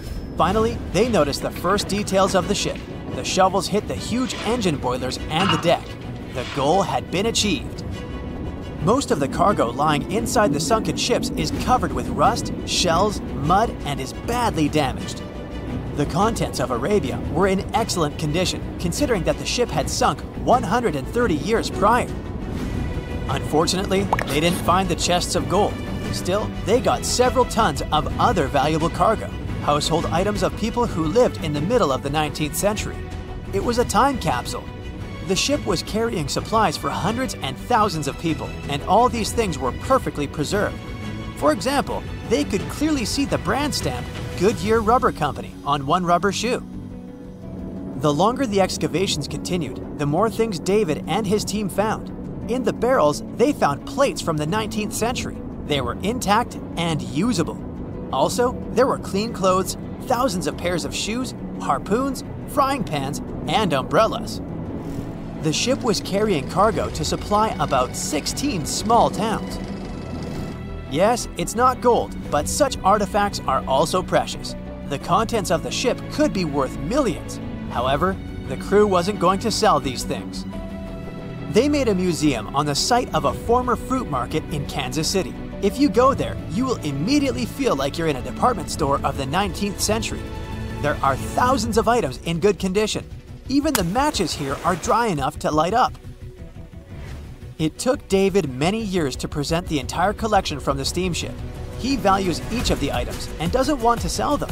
Anyone can come here, pay for a ticket, and find themselves in the past. Who knows, maybe there's an old ship hidden in your backyard too. Geologists found an older vessel in the hot desert of Namibia in 2008. This ship sailed back in the days when pirates scared sailors on the seas, and now it's inside a dried-up lagoon. The ship sailed from Lisbon in 1533 and disappeared with the crew near a small diamond mining town. After almost 500 years, the hull had been badly damaged. Only the carcass of the ship remained, but the treasure hidden inside the vessel stayed intact. They carefully studied the boat for a long time, trying not to ruin anything. And then, 5 days later, they found a big old chest in the hold. Carefully opening it, they found gold coins there. Thus, the cost of the ship was estimated at about $10 million. The exact cause of the shipwreck is unknown, but experts believe the ship was destroyed by heavy cargo and bad weather. It went to the bottom of a lagoon that later became a desert. Some find an airplane in their backyard, others discover a ship, and one man found a passage to an ancient secret city in his house. This happened in Turkey in 1963. The owners of the building decided to make repairs. He went to his basement and knocked down the wall to turn this place into a living room. And so, behind one wall, he found a tunnel leading underground. The man thought it was some kind of a secret chamber. He went down there and realized it was something much more than that. It was an ancient city 18 floors deep. People built it in the years 780 to 1180 as a refuge from weather disasters and the invasion of enemies. This place also includes many underground tunnels that stretch for several miles in different directions. People could get to the town from different points using secret passages leading to these roads. The city can accommodate about 20,000 residents, livestock, and tons of food supplies. Archaeologists have also found a chapel, schools, stables, and public kitchens there. They say nothing is ever lost, and it's true. Let's discover ships frozen in time. The first one is truly fascinating. Here, the Antikythera shipwreck. It's a Greek trading ship from the 1st century BCE. It's located on the east side of the Greek island of Antikythera and at the merging point of the Aegean and Mediterranean seas. Around 2,000 years later, in 1900, a group of Greek sponge divers discovered the wreck. They were going to Tunisia, yet they were forced to find shelter from a storm on a nearby island. Since they couldn't go anywhere due to the storm, they decided to look for sponges until the weather got calmer. One of the divers discovered the shipwreck at depths of around 130 feet. Imagine someone going for a sponge hunt, but getting out to the surface with archaeological treasures. The captain of the sponge boat talked to the Greek officials about what they had found. The officials sent 2 ships to the wreckage. The salvage operation was successful, and discoveries are now in Greece's National Archaeological Museum in Athens. The findings included 3 life-sized marble horses, jewelry, coins, and hundreds of works of art, including a 7-foot-tall Colossus statue of Hercules. Among these treasures, Antikythera ephebe, a bronze statue of a young man, caught more attention. Because the ephebe doesn't comply with any familiar iconographic model, and there are no known copies of his type, he held a spherical object in his hand. Scholars have different theories of who that person could be, but they are not in a consensus yet.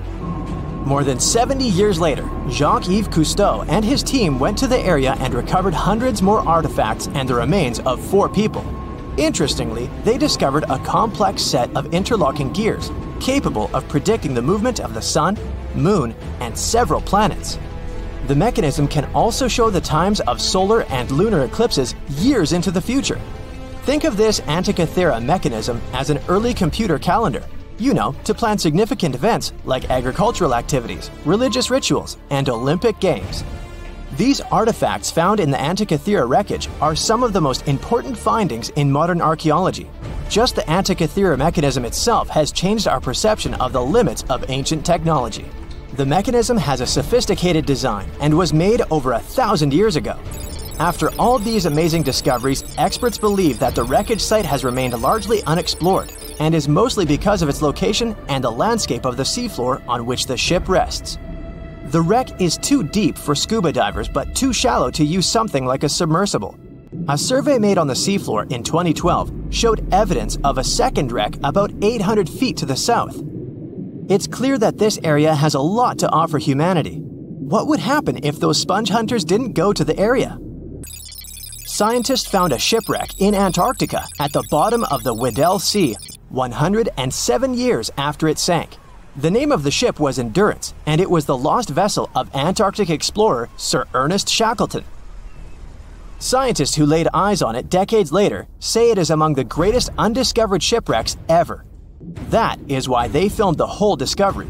The video shows the remains of the Endurance and proves it is still in remarkable condition. It has been sitting in 10,000 feet of water for over a century, yet it looks like it sank very recently. So the story goes like this. The ship was crushed by ice and sank in 1915. Shackleton and his crewmates had to escape by themselves in small lifeboats. From then on, it was all about survival. Shackleton imagined to get his crew to safety. Then, the ship sank. Yes, this is a pretty impressive story. But why did scientists prize this ship? Firstly, Shackleton's Imperial Trans-Antarctic Expedition sailed to make the first land crossing of Antarctica. Yes, the crew was trapped in ice, but the intention was important. Secondly, it's about the challenge itself of finding the shipwreck. The Weddell Sea is almost always covered in thick sea ice. The same ice that made the Endurance sink. Getting near the presumed sinking location is super hard, let alone being able to conduct research. Experts of the modern expedition team foresaw the time when the lowest extent of Antarctic sea ice would come using satellite images. They realized that the weather was in their favor to start an expedition. Dr. John Shears said that they have successfully completed the world's most difficult shipwreck search, fighting against constantly shifting sea ice, blizzards, and temperatures decreasing to -0.4 degrees Fahrenheit. Yeesh, I can't imagine the worst conditions in Antarctica if these conditions are in their favor. Lastly, look at this. It's timbers. They're very much intact. Plus, you can read the ship's name. It's still visible. Marine archaeologist Menson Bound says that this is the finest wooden shipwreck he has ever discovered. He has 50 years of career experience, so I believe the guy. So how come the wood is not rotten? Dr. Michelle Taylor, a deep-sea polar biologist, said that there has been little wood deterioration because the wood-munching animals are not in this forest-free region of Antarctica. Workers of a coal mine in East Serbia discovered 3 shipwrecks that had been there for at least 1,300 years. The largest shipwreck is an ancient Roman fleet. It's around 50 feet long with a flat bottom. It's estimated that the ship could carry a crew of 30 to 35 people. Looking at its hull, you can see the marks of repairs. Wow, this one had a lengthy career. It gives us insight into more than 1,000 years ago. The 2 smaller vessels, on the other hand, match descriptions of boats used by Slavic groups to attack the Roman frontier. These 2 have been discovered under mud and clay in an ancient riverbed. Apparently, in those times, there was a Roman base in a place called Viminacium City. Interestingly, Viminacium was a provincial capital with an estimated 40,000 inhabitants in the 4th century CE. For comparison, it was even larger than Pompeii. The Kostelach coal mine is a center of hidden gems. Archaeologists had found evidence of ancient human and animal activity here before. For instance, in 2012, experts found bones of at least 5 woolly mammoths, which went extinct about 10,000 years ago. Canadian archaeologists found a ship 150 years after it went missing in the Canadian Arctic waters. This merchant ship is called HMS Investigator. It was purchased in 1848 to search for the explorer Sir John Franklin's ship that got lost in the Northwest Passage expedition. So, HMS Investigator left Britain in 1850 for this rescue operation. The expedition crew, captained by Robert McClure, sailed the Investigator into the water. He realized that he was in the final leg of the Northwest Passage, the sea route across North America. But before he could sail into the Beaufort Sea, the 122-ton ship itself got stuck in the thick ice. The crew spent the winter over the Prince of Wales Strait. The following summer, McClure tried again to sail to the end of the passage, but the ice blocked his way once more. Here, too, the crew was forced to leave the ship. He steered the crew into the Bay of Mercy. There, they were to remain until 1853, when the crew of the HMS Resolute rescued them. Imagine a crew of 60 people who had to spend 3 winters in the Arctic without even knowing if they would survive. Later on, the ship was found sitting upright in about 36 feet of water. It was in very good condition. Arctic water has prevented the outer deck of the vessel from deteriorating quickly. The outline of the ship and its timber can be clearly seen. Plus, archaeologists have uncovered artifacts on land left by the sailors. They had unloaded everything before abandoning the Investigator. 3 sailor graves and 1 British naval shipwreck had also been discovered in the area. I wonder what else they could find there. Wow, it's the only place where 1 minute you're learning 17 natural ways how to get rid of houseflies, and the next, you're taking an epic journey straight into a black hole. More than 10 billion, with a B, views in total. That's 47 billion minutes watched, or more than 70,000 years. That's all the way back to the Ice Age. No, I wasn't around then. 40,000 videos, hundreds of topics, and most importantly you, a whole 44 million of you. Our viewers. We could populate an entire country if we wanted to. We'd like to continue helping you learn and giving you useful skill improvement tips. Got a thirst for knowledge? We've prepared 4 masterclasses on creating a 2D character animation from scratch, 10 hours of video lessons, practical tasks using professional software, and additional materials that you can use with your own projects. Get the full course now and create your own animated masterpiece. April 1912 marked one of the most terrible tragedies in the history of the world. The most unsinkable vessel, the pinnacle of engineering at that time, the huge Titanic, sank. On that dark, moonless night, the ship had many chances to save its passengers. There was another ship just a few miles away that could have saved the Titanic, but it didn't. It wasn't a phantom ship, and it's not some legend or a theory. This is a documented reality. There are records and witnesses' statements confirming this. But why didn't this ship help? Let's find out what happened that night by looking at these events from 3 different points of view. Let's start with the Titanic version. 11:30 p.m. The moon hides behind black clouds. Visibility is bad. Everything is calm on the Titanic. Under the captain's guidance, the communications operator stays in touch with the mainland through the radio. At this moment, some stranger breaks into the frequency, interrupting the operator's communication. It's unclear what this strange man wants and what he's talking about. The operator doesn't try to figure it out. He shouts at the guy, demanding him to disconnect. The connection is interrupted. At 11:40 p.m., the Titanic crashes into an iceberg. The ice breaks the hull. Water begins to flood the lower decks. Nobody is panicking yet.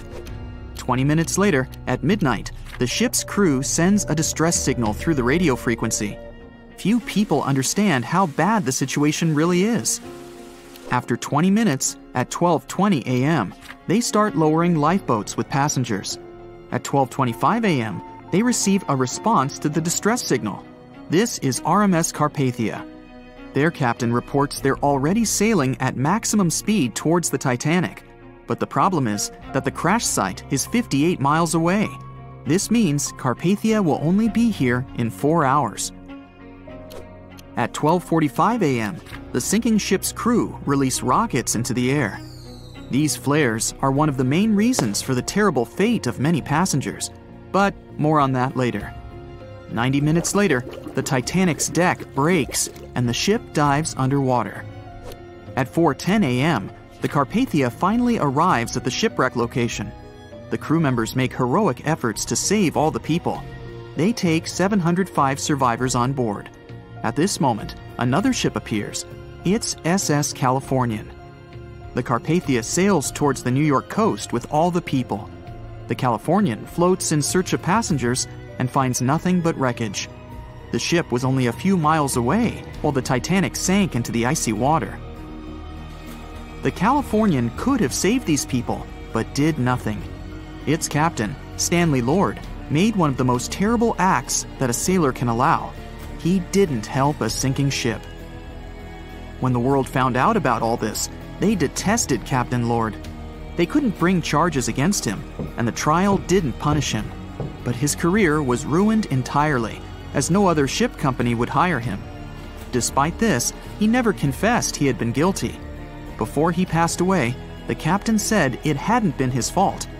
If this was true, then what happened there? This brings us to the Californian version. It's the night of April 14th. The Californian is sailing in the cold waters of the North Atlantic. The ship gets into a section with a lot of icebergs. At 10:10 p.m., Captain Lord stops the ship. It's too dangerous to move around this area, as they can damage the hull. At 11 p.m., the ship starts drifting. It's impossible to move in such conditions with such poor visibility.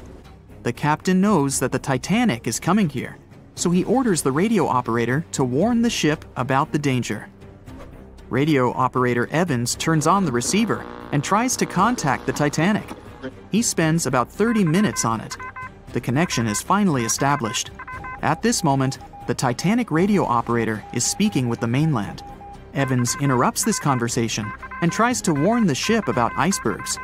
The operator doesn't understand Evans' words. He's annoyed because Evans broke into the channel so brazenly. He shouts at Evans and cuts the connection. Tired, Evans turns off the receiver and informs his superiors about the incident. It's still a mystery how the captain reacted to this news. He probably thought the Titanic knew about the danger. He lets Evans go to bed. If Evans hadn't turned off the radio and waited 1 hour, he would have heard a distress signal from the Titanic. But you shouldn't blame him. At this point, he has no official reason to stay at the transmitter. Evans is too exhausted and can't fight drowsiness. So, Evans goes to bed. The Titanic begins to sink. Its captain sends a distress signal. The operator on board the Carpathia catches it, but the Californian doesn't, since the receiver is turned off. Captain Lord can't sleep. He feels that something is wrong. Meanwhile, the Titanic is rapidly sinking under the water. The captain gives the order to launch rockets into the air. And here is where one of the critical mistakes takes place. They release warning lights, but they are not red.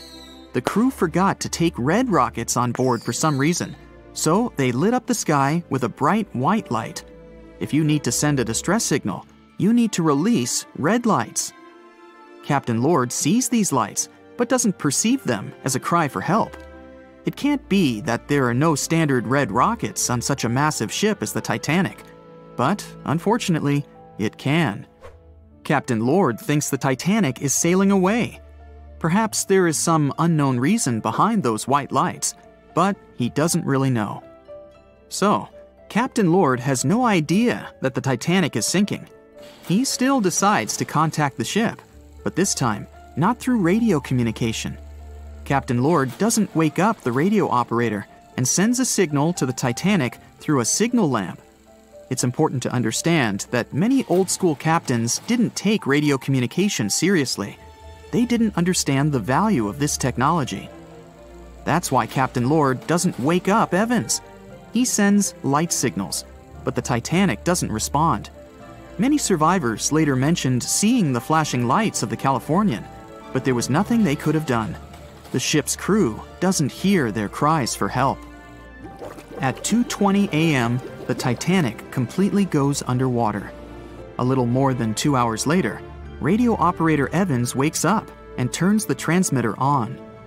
He hears many rescuers talking about the sunken ship. Evans understands everything. He reports this to the captain. At that moment, the Californian immediately heads to the wreck site. They meet Carpathia there. With the survivors on board, it sails towards New York. The Californian stays sailing and looking for people. They find nothing but wreckage. The Californian returns to the mainland. The news about the ship that could have saved the Titanic is spreading all over the country. the trial begins. Captain Stanley Lord and the crew tell their version. They say their ship had been standing still. Many people don't believe them, and some of the surviving passengers claim to have seen the Californian sailing by. Still, the judge declares them innocent. 1962. Captain Stanley Lord is a very old man. He calls a notary to confess something. The captain makes his last remark about this case. He swears he's not guilty. But if it wasn't the Californian sailing past the Titanic at that moment, then what? The Samson theory could answer that question for us. The sealing ship Samson is sailing in the cold waters of the North Atlantic. The crew aren't sleeping. They carefully study the surroundings, but not because they're afraid of icebergs. They're scared of meeting with the U.S. Coast Guard. The Samson ship's crew catch seals, which is illegal. At 12:45 a.m., Samson's captain sees white signal rockets. The team is sure it's the Coast Guard. They turn off the lights and sail away. It's dark, so they don't notice the sinking Titanic. They return to the coast of Iceland and hear about the disaster. They realize they have abandoned the drowning passengers. The nephew of one of Samson's crew members reads about this story in his uncle's diary. The nephew asks for permission to publish these recordings.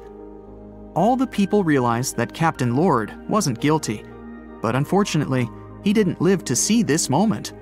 Actually, it's still unknown who is guilty in this story. 2 ships were nearby the Titanic. Their captains were adequate people. They would have helped save all the passengers. Their fault was that they couldn't understand what the Titanic wanted on that dark night. Someone forgot to put red flares in the box. This small but fatal detail was one of the leading causes of the tragedy. Giant container ships are responsible for much of the global trade. Thanks to them, you receive your orders from overseas, sooner or later. But they do have a problem just like any mechanical vessel. They tend to break down. That's where these little bad boys come in.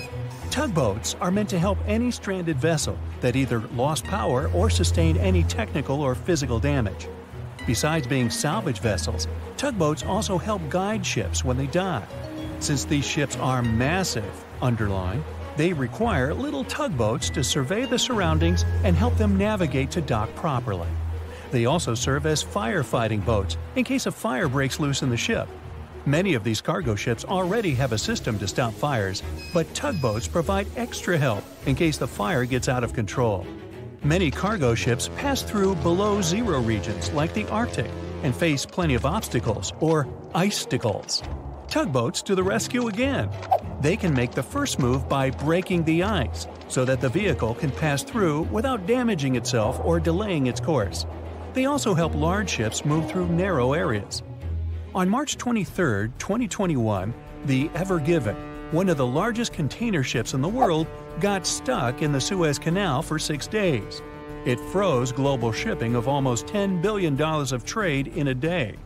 The Suez Canal is one of the most important routes for trading, but happens to be quite narrow for its purpose. To put that into perspective, it's like the Empire State Building getting lodged in the middle of a busy freeway. So, if you were wondering why your delivery was late during that month, it's probably because of that incident. The bottom of the ship nearly touched the floor of the canal. In the early morning of March 23rd, the weather was acting up. It was getting worse and worse, with the wind picking up to around 45 miles per hour. Those were some terrible weather conditions for navigation. That should have been the first red flag, but the Canal Authority didn't have a system for monitoring weather conditions or warning ships about them. The captain, Krishnan Kantavel, ignored the signs and decided just to go with it, not knowing the perils and the consequences ahead. The Egyptian pilots that were assisting with the navigation failed to provide proper instructions. As a result, the ship became jammed diagonally, essentially blocking the whole canal. The canal authorities didn't provide tugboats for some reason, which is why it was stuck for 6 days. Things were so bad, they had to bring excavation diggers to remove some land for the ship to properly turn back to normal. So, these little tuggers are really important for world trading to work. The vessels are getting bigger and bigger, with the world depending on import and export more than ever. They're built for going long distances rather than maneuvering in tight spaces and corners. The tugboats are surrounded by a material that won't scratch or damage the vessel, kind of like bumper cars at the carnival. They can either push or pull. But one thing's for sure, more than one is needed to help a ship get back on its aquatic feet. Ships don't have a lot of water passing over the rudder for them to turn quickly, and they risk damaging the engine if they push it too hard. They can either tow it directly or indirectly. The tug is pulling the vessel either in front of it or from side to side. They can also push it from one side to another. These tiny boats are like ants compared to giant ships. Their success secret is that they're floating on the water, which means there's no solid foundation for them to struggle. As a result, pushing and pulling is easy. Many newer tugboats have two large diesel-powered engines. There are also some electric models which are good for the environment and still do their job well. Shipping boats in general are better for the environment than trucks and planes, but are slower. Shipping vessels mainly carry food, clothing, electronics, furniture, and my stuff. The biggest ship can carry the Eiffel Tower on its back like it's no big deal, although getting it over to the ship would be. They're 1,000 times more powerful than a regular car. If all the containers in the world were arranged in a pile, it would cover half the planet. If you ever walked on a beach in the 90s and saw what appeared to be a rubber ducky, you weren't dreaming. In 1992, a shipping crate holding 28,000 rubber ducks was lost at sea while journeying from Hong Kong to the U.S. They say it fell off the ship and has been around the world's oceans for more than 20 years. What seemed like a horrible accident that would leave dire consequences for the world's marine ecosystem proved to also be helpful for us to learn and understand the world of plastic pollution and how the ocean currents work. These ducks seem to have had quite the journey when they broke free from their container life. Some reports show they got washed up on the shores of Alaska, South America, Hawaii, Pacific Northwest, Scotland, Australia, and even froze in the Arctic. Rather than making their way to thousands of bathrooms in the U.S., they went rogue and backpacked around the world to see what else lies beyond tiled walls and bubble baths. Many were collected and removed from the seas and oceans, while some are still out there. There are around 2,000 of these duckies circulating in the currents of the North Pacific Gyre. In case you were wondering, that's a place where the currents meet and whirl with one another between Japan, Alaska, Kodiak, and the Aleutian Islands. They've even created a website to track these ducks down with a contact form that lets people inform of one or many ducks they find across the world. But who knows? Maybe we'll never recover every single duck that was lost at sea at the time. This is just one incident out of many. Studies show that at least 2,000 to 10,000 shipping containers are lost at sea every year. Many containers that do slip off and fall into the sea don't always sink to the bottom. They're floaters. On the downside, they don't float high enough to become colorful islands that are easy to notice. They float like icebergs, with just the top of the container showing, which means that any passing ship or boat won't see it from above. If they pass through it, then significant damage can happen to the ship. They can't stay floating forever, so they end up sinking after many days of being suspended in the open water. Some people have even seen shipping containers washed up on shore after being stranded at sea. These bad boys have been made to last for a very long time. If you take proper care of them, the life expectancy of each container can stretch for more than 20 years. It's pretty amazing that they travel all over the world and are filled and refilled with new items many times. They go through all sorts of weather conditions and have to survive in different climates. Many modern houses are made out of retired shipping containers designed with a nice aesthetic touch. Shipping container houses provide the exact same living conditions, except they look cool. Besides looking cool, they're economically friendly compared to regular houses. You can save plenty of money with the structure pretty much halfway done. All that's needed is just a little foundation and a few adjustments here and there, and boom, you've got yourself a house. You're also doing the world a favor by contributing to the environment. Those homes are recycled containers that have just been refurbished and polished for anyone to live in. They're good enough to live in freezing conditions and scorching weather. The industry is booming, so you can have your new home delivered to you within 10 weeks. You can customize it before they build it for you. It's easy to transport since it's not heavy, it's just bulky. You can predict your cost without the surprise payments that might follow. Many of these containers start their journey in a steel yard and travel all over the world. And in the end, they retire in a nice piece of land and host families that will get to be a part of their history. Wow, I can hardly contain myself.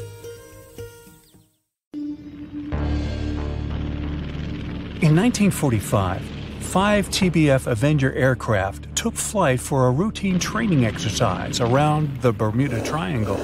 In the middle of the exercise, the planes were struck by intense rain and heavy winds, despite the clear weather forecast. The pilots became extremely disoriented and radioed the base to report that their navigational equipment had stopped working. The last thing the base heard was, "When the first plane drops below 10 gallons, we'll all go down together," and then static. The 5 planes and their 14 crew members were never seen or heard from again. On his very first voyage to the New World in 1492, Christopher Columbus sailed through the Bermuda Triangle. Columbus reported that one night when he was on the deck of the ship, he noticed a giant light appear in the distance, unlike anything he had ever seen before. Columbus looked at his compass for direction, and it gave off erratic readings. You might have noticed that the Bermuda Triangle doesn't appear on any world map. This is because official institutions refuse to acknowledge that the area actually exists. A popular theory suggests that rogue waves are responsible for the many disappearances. Rogue waves are called extreme storm waves by scientists. They occur when different weather patterns take place at the same time and cause large, unexpected waves. Witnesses say that the waves look like giant walls of water. These waves could explain why ships go down fast and without leaving any trace. The Bermuda Triangle is home to some pretty intense and unexpected weather. Storms build up quickly and unexpectedly, then disappear soon after. If you blink, you might miss it. This could explain why few distress signals are issued. Pilots and sailors never saw the weather coming. No one knows exactly how many ships and planes have disappeared in the Bermuda Triangle. The rough estimate is 50 ships and 20 planes. Most of the time, the disappearances had no explanation and no wreckage has ever been left behind. Another bizarre theory trying to solve the Bermuda Triangle mystery comes from Charlie Berlitz. He insists that the area is home to the lost city of Atlantis. The missing ships and planes and malfunctioning equipment, according to him, were all caused by rays of energy let out by the special energy crystals that power Atlantis. While this sounds silly, Berlitz's theory was convincing enough that over 20 million people bought his book worldwide. In the year 1800, a large sailing vessel called the USS Pickering departed from the U.S. on its way to the West Indies. The ship sailed into the Bermuda Triangle along with its 90-man crew and was never heard from again. The USS Pickering was the first ever confirmed ship to vanish in the Bermuda Triangle. It's believed that the ship was taken out by a storm, but because no wreckage was ever found, we'll never know for sure. When the TBF Avenger planes went missing, a massive search operation was conducted. Boats and planes searched the Bermuda Triangle for any signs of the aircraft. One of the boats searching was a PBM-5 Mariner airboat. The airboat took flight at 7:27 p.m. and called in a routine radio message 3 minutes later. Then, it was never heard from again. No trace was ever found of the rescue airboat or the 5 Avenger aircraft. An enormous investigation was launched into the disappearance of all these vehicles, but nothing was ever discovered. This particular area of the ocean is one of the most heavily traveled shipping routes in the world. Some skeptics believe that this fact solves the mystery. Statistically, the busier the area, the higher the frequency of accidents and disappearances. While this makes sense, it's not the frequency of disappearances that's responsible for the mystery of the Bermuda Triangle. It's the lack of explanation or wreckage found. On the ocean floor, decomposing organisms let off large concentrations of methane gas that gets trapped under the water. This gas can build up until, boom, it ruptures. The gas surges up to the surface and erupts. If a ship was in the area of one of these ruptures, The water would become much less dense and cause the ship to sink rapidly and without warning. Scientists believe this could be the cause of the many disappearances in the Bermuda Triangle. While this theory makes a lot of sense, it doesn't seem too likely. The U.S. Geological Survey has stated that no large releases of gas are believed to have occurred in this area for the past 15,000 years. The ocean floor is made of rocks containing a lot of magnetite. It's more like iron. Magnetic fields react to high concentrations of magnetite on the ocean floor, which may start a sort of conflict between the two. It can often lead to various weather anomalies and, as a result, navigation issues. And, naturally, any changes in the ocean floor or the Earth's magnetic fields influence the Bermuda Triangle a lot. Since the magnetic field is constantly moving, it might be also taking the Bermuda Triangle with it. Now that people know where the triangle is, it's easy to avoid it. It supposedly moves eastward together with the magnetic poles, but scientists still can't answer where exactly it will be in a couple of years. Some people blame all the disasters on the extraterrestrial paranormal activity. Others suppose it's all about raging natural phenomena. There's another triangle in Lake Michigan. Just like the one near Bermuda, the Michigan Triangle got its shady reputation for some disappearances. The first recorded one dates back to 1679. A large vessel, one of the largest of that time, set out on an expedition. Yet once it got in the sinister triangle, it never came back. Much later, an aircraft disappeared in this triangle. The skies are usually very clear there, but back in 1883, some people witnessed abnormal things in the area. Some claim to have seen large blocks of ice falling from the skies, and the crew even managed to save one as hard proof. Meanwhile, the Pacific Ocean Mystery Area is another sinister triangle. Off the south coast of Japan, not far away from Tokyo, there's a sea where plenty of ships met their doom, disappearing without a trace in these waters. They call it the Devil's Triangle. Some scientists believe the cause of anomalies is the environmental changes. Also, there's a really high concentration of methane hydrates on the bottom of the ocean in the Pacific Triangle area. You're deviating from your original course and sailing in the wrong direction. There's the Caribbean Sea near the triangle, peppered with small islands. The seafloor here isn't deep. The ship can get in shallow waters. And now the ship is stuck on a shoal, and you have no idea where you are. If this were the 21st century, the ship's captain would be able to reach the shore using GPS and other modern navigation. But the most interesting thing is that the compass would work correctly this time, since the magnetic North Pole hasn't already coincided with the true one for a long time in the territory of the Bermuda Triangle. The agonic line is somewhere far away from here. There are no problems with navigation now, but for some reason, this is where ships disappear. In fact, not just here. Throughout the Atlantic Ocean, there are places where many more ships were gone. The Bermuda Triangle is not even in the top 10 of such places. One of the main reasons why many ships are lost here is that one of the most popular shipping routes in the Atlantic passes through the Bermuda Triangle. And the more ships in one place, the more shipwrecks. Simple probability. Then, it just starts getting weird. Other theories say that there's a space-time rift in this region. Ships and planes fall into this rift and end up in the past or the future. But for some reason, there's not a single proof of this myth. There's no reason to think that the rift is hidden somewhere here. The base of an extraterrestrial civilization is located in the Bermuda Triangle. Visitors from other galaxies steal sea vessels along with the crew, so no one finds the wreckage of the ships. This is also a popular myth that has no scientific justification. The Kraken lives somewhere in the triangle. It's a huge squid that sinks ships and also is a legend that sailors tell each other. However, gigantic squids live in the depths of the ocean. They can grow to the size of half a train car, but no cases have ever been recorded where they sunk a large vessel. And in the area of the Bermuda Triangle, they have never ever been seen. People in the past didn't know about the existence of these creatures, so when they saw them for the first time, they described them as huge, terrible monsters. Giant squids are some of the most elusive creatures on Earth. and scientists had to use sonar equipment to find them.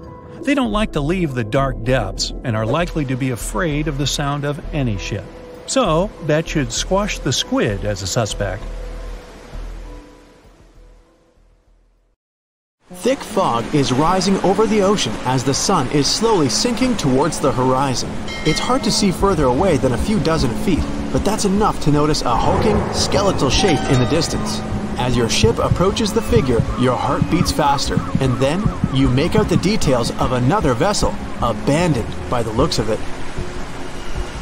Ghost ships do exist, and their mysteries aren't always solved. Take MV Hoita, for example. It was a wooden vessel built in 1931 as a luxury yacht. It had served well to various people over 20 years before it was bought by a Samoan sailor and became a merchant ship. In 1955, though, Hoita's service came to an abrupt and mysterious end. On October 3rd, it set sail for another trading voyage that should have taken no more than 48 hours. Delays happen in the sea, so when Hoita didn't arrive on October 5th as scheduled, there was little worry yet. But then it failed to come on the following day too. There was no distress signal or any other sign of Hoita's presence anywhere between its departure and arrival points. A search and rescue party was dispatched to find the ship, and for 6 days, they were scouting the area of nearly 100,000 square miles. On October 12th, the mission returned to the base empty-handed. Hoita vanished without a trace. It was only a month later that another merchant ship, Tuvalu, noticed the missing vessel far away from its route, drifting in the open sea and listing heavily. The sailors boarded the ship and found that all of its crew and passengers, 25 people total, were missing, along with all the cargo the vessel had been carrying. The radio was tuned to the International Distress Channel, meaning that the crew had been trying to ask for help, but they couldn't reach anyone because the radio cable had been damaged, limiting the range to 2 miles. The lifeboats were missing as well, indicating that people on board must have left the ship. Unfortunately, they seem to have taken the logbook with them, leaving the rescue team clueless as to what had happened. Even today, the mystery of MV Hoita hasn't been solved yet. No one knows where the crew and passengers had gone and what had caused them to leave. SV Carol A. Deering wasn't a ghost ship in the usual sense of the word. There were no sightings of it in the open sea. Instead, it was found on the shore, but the circumstances of it running aground are a puzzle shrouded in mystery. Carol A. Deering was built in 1919 in Maine, and it was a large vessel made for commercial voyages. Unfortunately, despite its large cost of construction, it had only served for a year before its last trip. July 19, 1920. The ship was traveling from Puerto Rico to Rio de Janeiro via Newport News to deliver a cargo of coal. It was almost halfway to the final destination when the captain fell seriously ill, and the crew turned back to drop him and his son off and replace the captain. The voyage went without incident, but when it came to Barbados in December to resupply, there were strange moods among the crew. The first mate didn't seem to be happy with the new captain. No one paid much attention to it back then, when they probably should have. The last sighting of Carol A. Deering at sea was on January 28, 1921, when a lightship noticed it off the coast of North Carolina. There was some commotion on the quarterdeck of the ship, where the crew were normally not allowed. Then, another vessel sighted it, but there was already no one on the decks. On January 31st, the merchant ship was found hard aground in the Diamond Shoals, a site notorious for numerous shipwrecks that had been occupying there for centuries. When the search and rescue party boarded the ship, they found it abandoned, the log and personal belongings of the crew gone, along with the 2 lifeboats. There is still no answer to what happened on board of Carol A. Deering that January, although the most popular version was mutiny. Maybe we'll never find out the truth though. SS Bechimo is perhaps one of the most notable ghost ships in history. This large cargo steamer was built in 1914 in Sweden and plodded its way dutifully over 16 years, trading provisions for pelts with native tribes of Alaska and Canada. But then, on October 1st, 1931, Bechimo got caught in pack ice. At first, it seemed the crew would be able to wait it out and continue on their route because the ship broke free in a couple of days. But in less than a week, it became caught again, this time for good. In another week, a rescue party was sent to fetch 22 of the Bechimo's crew, while another 15 remained behind to wait through the winter if necessary and get the ship back. But a month later, after a powerful blizzard struck their camp, the sailors went out of their shelters only to find the ship gone. Luckily, a few days later, a native hunter told that Bechimo hadn't been lost yet. He'd seen it about 45 miles from where they had been stationed. They managed to track it down, but decided the ship wouldn't survive the winter, so they took the most valuable cargo from its hold and abandoned it. They were wrong though. SS Bechimo did survive that winter, and many more that followed. When the ice broke, it sailed away on its own, drifting listlessly along the shores of Canada and Alaska. There were numerous sightings of the ghost ship, sometimes adrift in the open sea, and at other times stuck in the pack ice again. People attempted to board and salvage it, but weather conditions or lack of equipment always prevented them. SS Bechimo was last sighted by native Alaskans in 1969, 38 years after its abandonment. What became of it later remains unknown. The story of SS Orang Medan is one of the most puzzling and harrowing ghost ship stories of the 20th century. No one even knows for sure if the ship even existed in the first place. It wasn't recorded in Lloyd's Shipping, the International Register of Ships, which makes it either a tall tale or a vessel that avoided being officially recognized for some shady reasons. In any case, the accounts as to what happened to the Medan vary. According to most reports, it was carrying some unknown cargo in the Indonesian waters when a distress call was received by another ship in the vicinity. The officer on duty heard an SOS message, but its contents are different depending on the accounts. The message did not repeat, and the crew of Medan didn't answer to any attempts to contact it back. The ship that received the distress call hurried to the rescue, but they only reached the vessel the following day, when it was already drifting and slightly listing. When the rescuers boarded the ship, they found that none of the crew had survived. However, one lifeboat was missing, which implied that there was at least one crew member who managed to escape. What happened to the rest of the people on board remains a mystery to this day. Still, there are no hard facts about this story, so we might never find out whether SS Orang Medan was actually a ship and not a thing of fiction. SV Zabrina was a 3-mast sailing barge built in 1873 for river trade ships in South America. She served for well over 4 decades, proving to be a sturdy and reliable ship. It was later transferred to Europe, where it continued serving its purpose well. But then, in October 1917, Zabrina set sail on a regular voyage only to be found ashore several days later. Mysteriously, although the ship was perfectly intact, the entire crew of 5 and the captain were gone. There is no direct evidence or hard facts as to what really happened that day. The most convincing theory is that the crew were washed away from the deck because of an underwater explosion.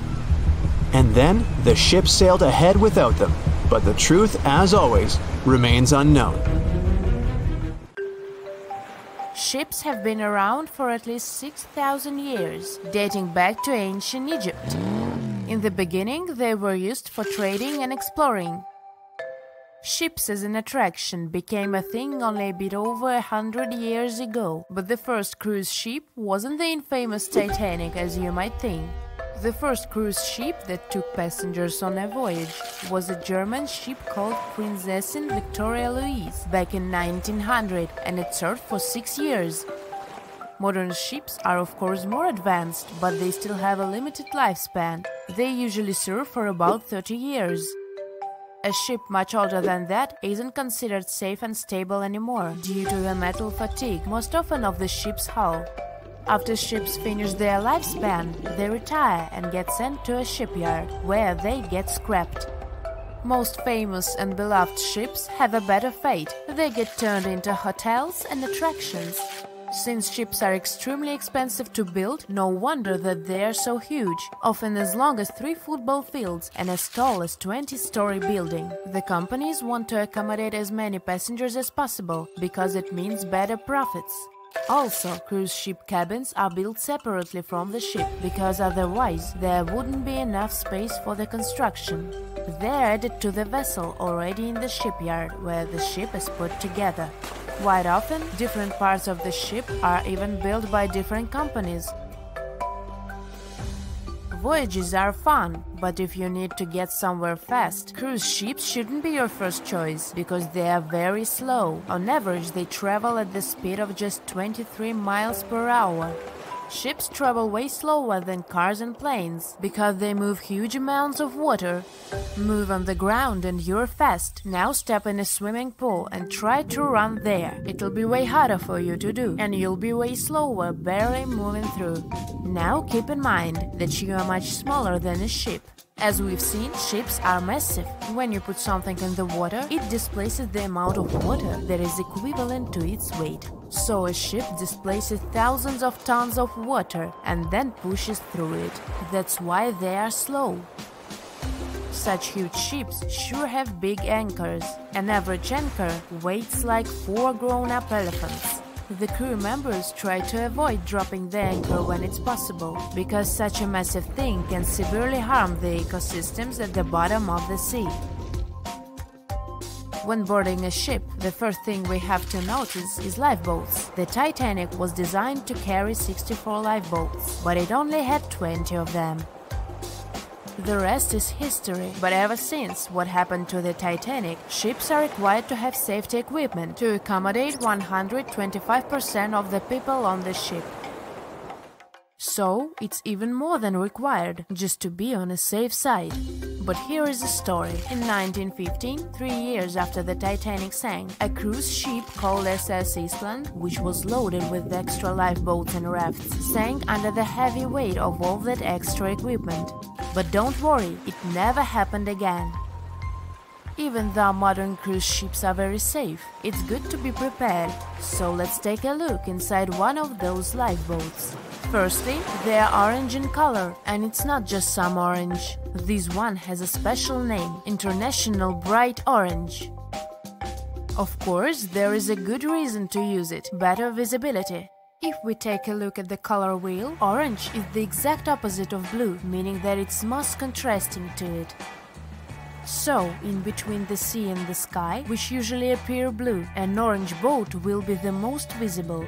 Life jackets and life preservers are orange for the same reason, as you might have guessed.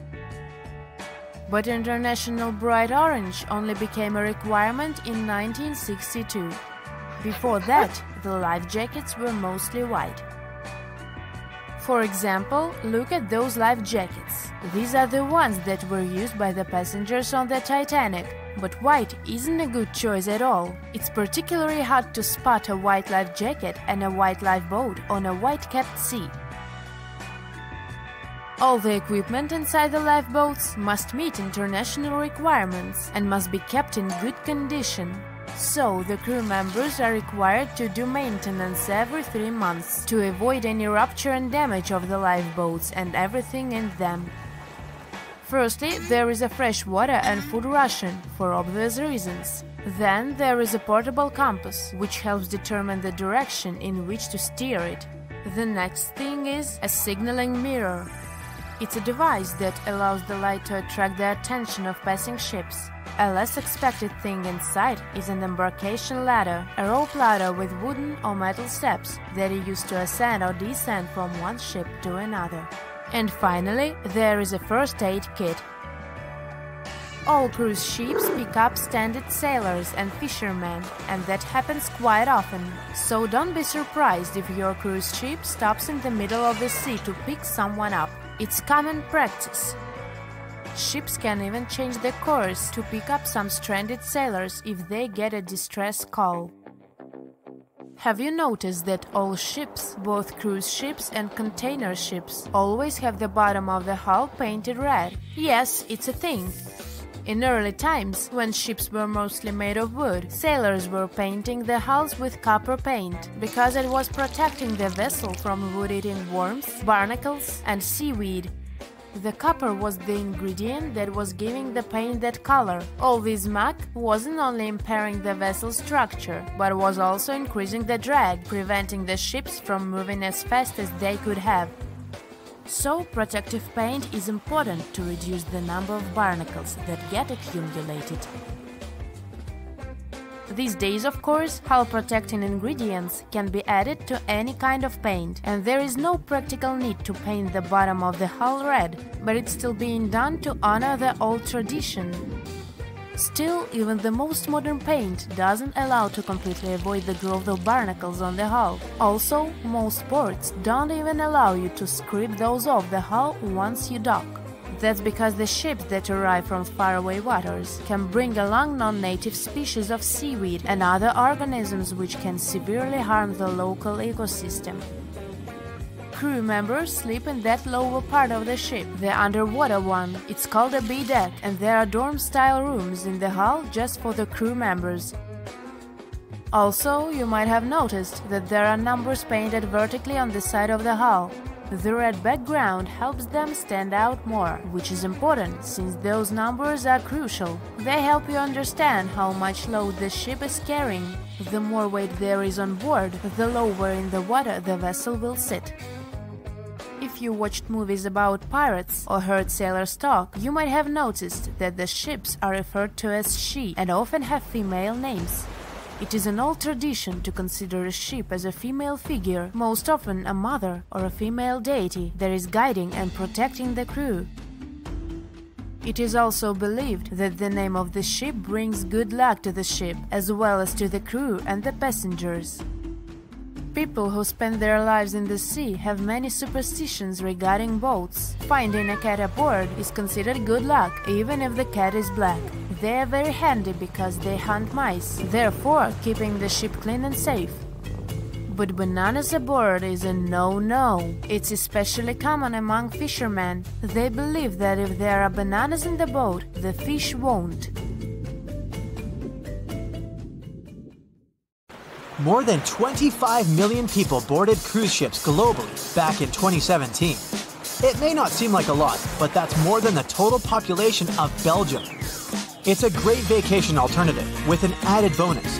You can sample various different destinations for future time off in one single trip. If you've already booked a trip on a cruise ship, but you still have no idea what you should pack, start with some research on your specific cruise location. Either way, be sure to bring deck-friendly shoes that are low-heeled. Also, add a pair that's comfortable to walk on larger distances for the days spent ashore. Depending on the season, you might want to add a few swimsuits too. If you're on any type of medication, make sure you bring it with you in its original packaging. If you're a light packer, don't worry.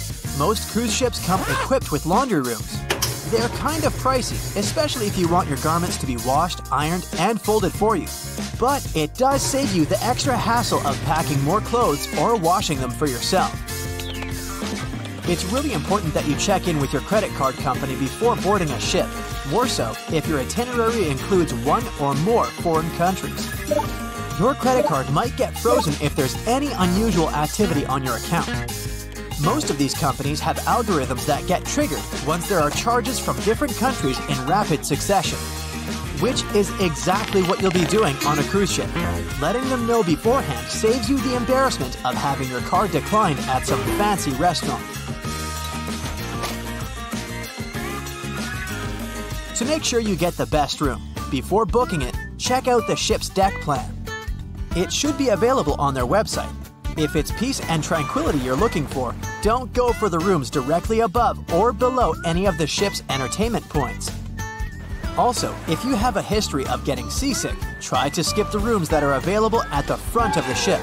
Rather, go for those located in the middle of the ship on a lower deck. You'll feel less movement. If it's your first time going on a cruise, you might be surprised to know that some cabin rooms don't have windows.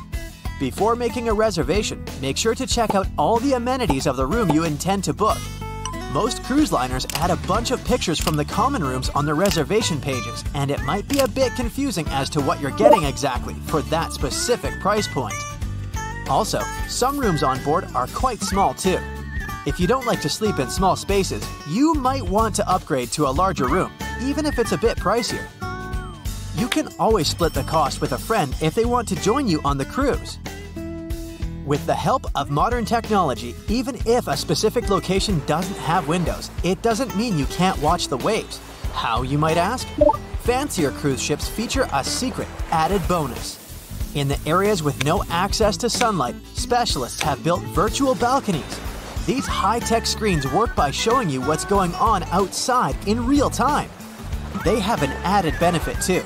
In case of bad weather, guests can still have a feel of the outdoors, without the wind or rain ruining their hair or their outfit. It may not be the real deal, but it still beats getting claustrophobic on board. Planning on going on a budget cruise? It might not be such a bad idea, especially if you're on the lookout for last-minute upgrades. You might even end up vacationing like a millionaire without having to spend money like one. These upgrades sometimes include things like a private balcony in your room, maybe some spa services, or even better prices for high-end meals. If they aren't all booked by the time people board the ship, they might be open for the rest of the passengers for way better prices than initially listed. There might be hidden freebies on board if you pay close attention. Things like complimentary pastries on board late in the morning or a late-night cup of tea on the house might be some of the things offered to guests. You only need to ask. You might want to check out what other tourists are doing. Some people with more experience cruising can offer pretty great tips and tricks. Don't be afraid to start a conversation if you see someone getting something for free. Some cruise ships do go all the way on the fancy dial. They even have exclusive areas designed for guests staying in expensive suites. Most of the time, they're located at the top of the ship. On one particular cruise, these types of guests have designated staff members called Royal Genies, which are similar to butlers. They can cater to just a few cabins. Since the cruise line wants to divert other guests from asking them various questions, which will take time away from their assigned guests, the genies do not wear a name tag in public areas. Most common areas of cruise ships do require travelers to follow a dress code, but if you do your research in advance, you might find that some areas are more relaxed when it comes to what people need to wear. Most cruise ships require people to adhere to smart attire, which means pants with a collared shirt for men, or blouses and skirts, dresses, or stylish pants for the ladies. As for the travel destinations, be sure to research the ports you're about to visit in advance. You'll know what to wear, what the weather will be, and if you need to pack anything else, like an umbrella or a beach towel. Stops on cruises only last for a few hours in most cases, so you'll want to get the most out of them. If that specific location includes museums or art galleries you want to add to your checklist, be sure to book in advance so you don't waste time waiting in lines. Some cruise ships even provide their guests with private tours of the ports they're about to visit. Do make sure to book them in advance if this is something you might be interested in, as the list gets pretty full quite fast. Independent tours are a bit more private. You can spend time with your tour guide and even ask more questions. Always remember to put your phone in airplane mode while on board. Most cruise ship horror stories involve cruising newbies that ended up paying thousands of dollars in cell phone charges while on ships, just because they forgot to turn it off. If you're the type of person that can't switch off their phone, be sure to check with your cell phone provider before traveling internationally. Some can provide special plans for limited amounts of time, without extra charges. You'll be free to chat, call, or browse YouTube videos without worrying you'll end up paying a fortune. Most cruise ships also provide you with complimentary Wi-Fi or Wi-Fi packages that can be purchased in advance, which are way more affordable. You can stick to communicating with your friends and family back home via FaceTime or Skype. People that have heard about the Titanic tragedy will always wonder what might happen if something goes wrong while on board. Let's take lifeboats, for instance. The Titanic had a mere 20 lifeboats on board, which were tragically not enough to fit all the passengers after the ship hit the iceberg. Some fancy cruise ships these days have an even lower number of lifeboats, anywhere from 15 to 18. Sounds strange? Well, not really, given the fact that each lifeboat can accommodate up to 370 people. Even the largest ships, which have an estimated capacity of 8,000 people if fully booked, including tourists and staff, are safe in case of an emergency.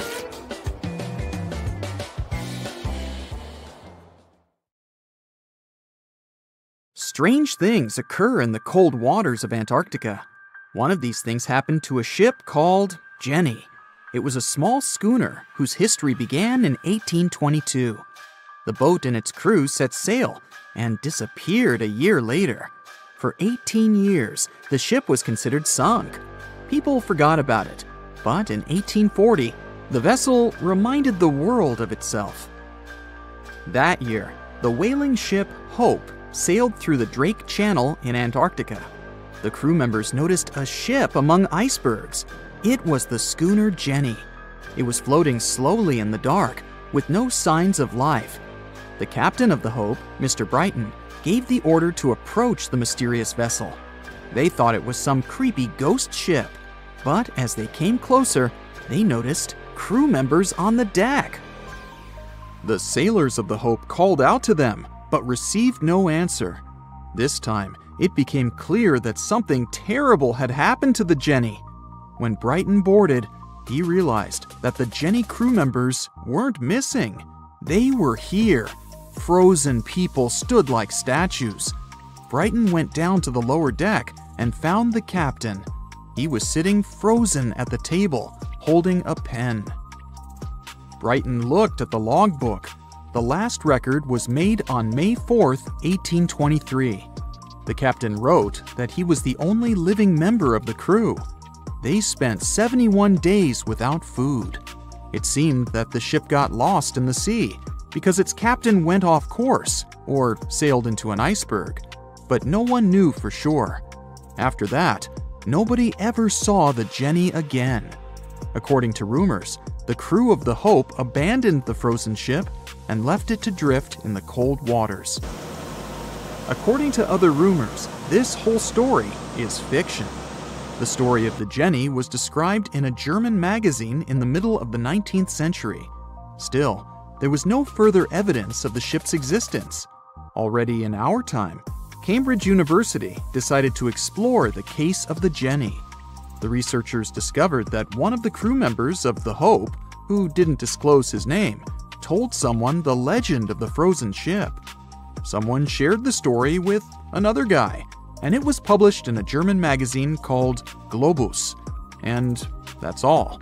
There was no other evidence. One of the most famous ghost ships was the Mary Celeste, and there's no doubt about its existence. The history of this vessel was documented in court. People wrote about it in newspapers, but the most exciting thing is that the ship continued to be used even after 10 people disappeared from its deck. The history of the Mary Celeste began in Canada in 1861. When it was first built, the ship was called the Amazon. It changed captains several times, and it also hit some rocks.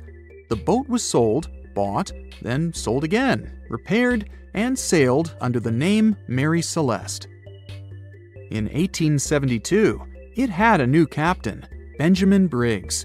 He was a decent, brave man with a lot of experience in navigation. He had a beloved wife, a daughter, and a son. When he went on his last voyage, he took his wife and daughter with him, and his son stayed in America.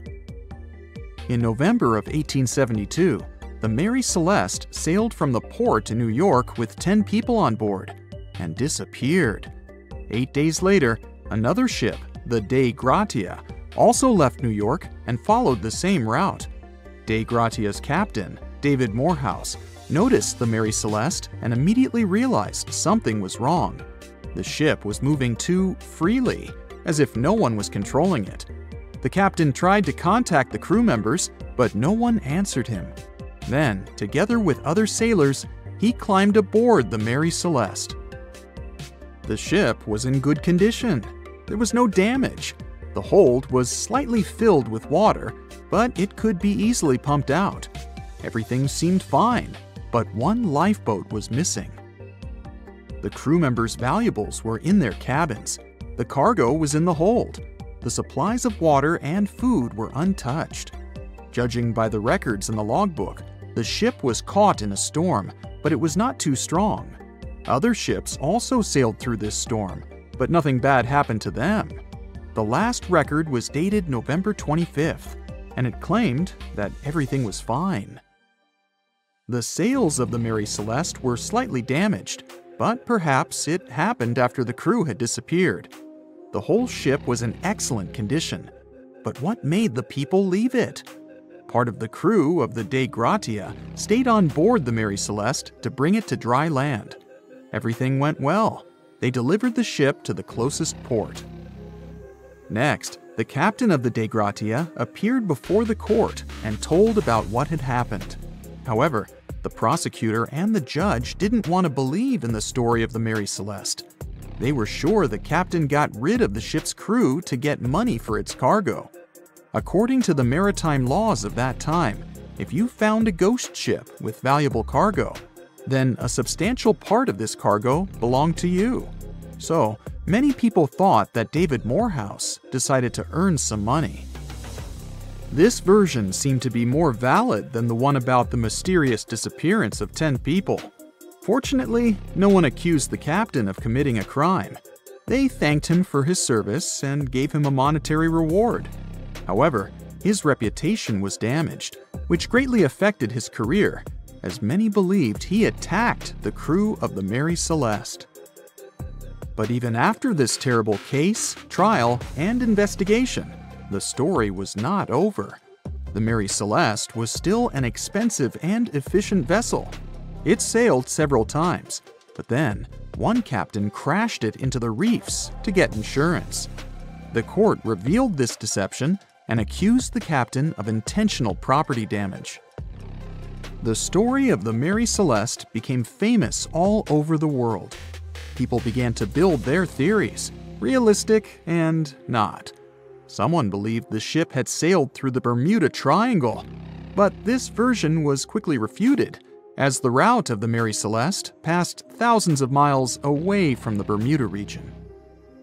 Did the Kraken or another giant monster attack the ship? Nope. Since the boat was found in almost perfect condition, there were no signs of a struggle. One of the most popular versions was that the crew of the Mary Celeste stole some valuable cargo and sailed to Spain on the rescue boat. However, those who knew Captain Benjamin Briggs said he was a good, honest man. Besides, he had a son in New York, and Briggs would never leave him. A more thorough investigation revealed that a series of accidental circumstances could have caused the disappearance of the ship's crew. Before its last voyage, the vessel delivered coal. Perhaps the pump intended for pumping water got clogged with coal after that, and when the ship got into a storm, the hold filled with water and the pump broke. The captain couldn't understand the amount of water because numerous barrels in the cargo hold blocked the view. Benjamin Briggs assumed it was dangerous to stay on the ship during a storm, so he evacuated with the passengers on a lifeboat. Perhaps they were close to land and decided to sail there, but the storm intensified and overturned the boat. Also, one record in the log journal said that the chronometer was faulty. It was a device that helped to determine your location at sea using longitude. Briggs got lost and didn't know which way to sail. The storm was strong, and he couldn't determine whether the ship would sink. Perhaps Briggs decided to leave the ship in a rescue boat when he saw the coast of the Azores. The uniqueness of this ghost ship case is that, unlike many others, you can investigate it yourself. There's a lot of information about the Mary Celeste on the internet. There are documentaries and research articles. Perhaps you'll be able to notice something that others haven't seen and solve the mystery of the disappearance of 10 people.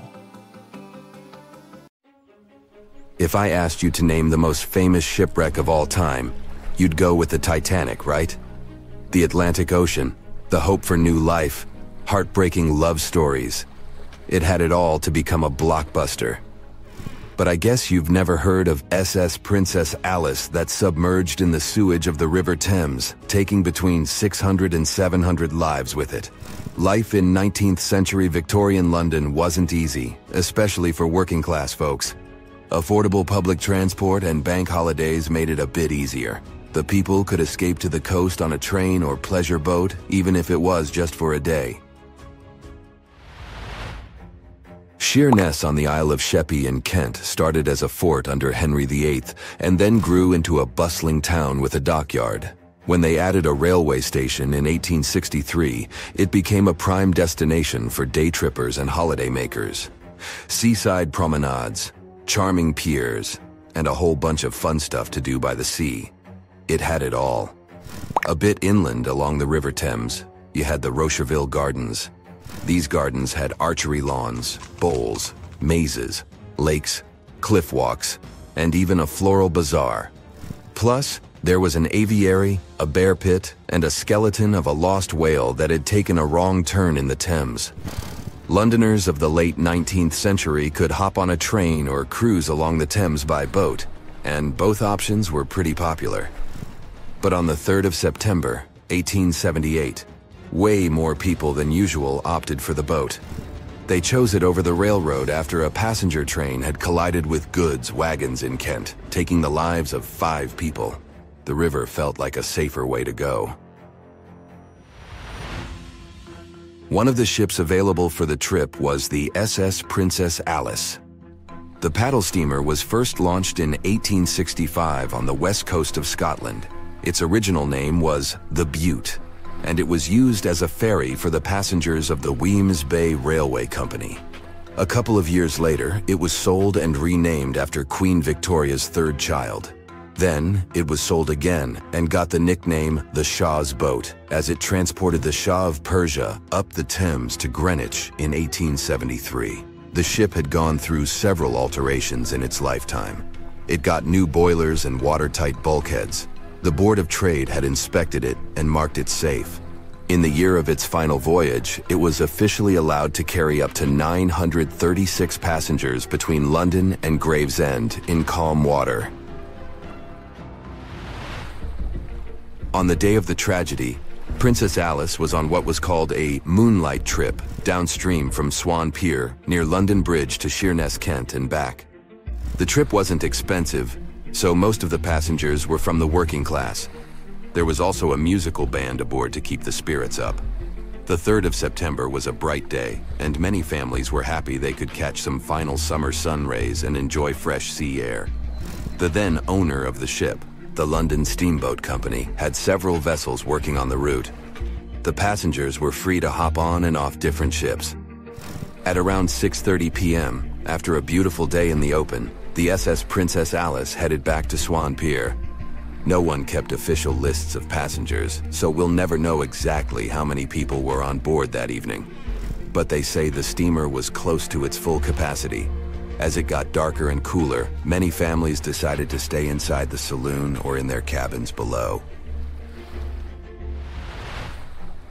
Some stories from the steamer sound like fate.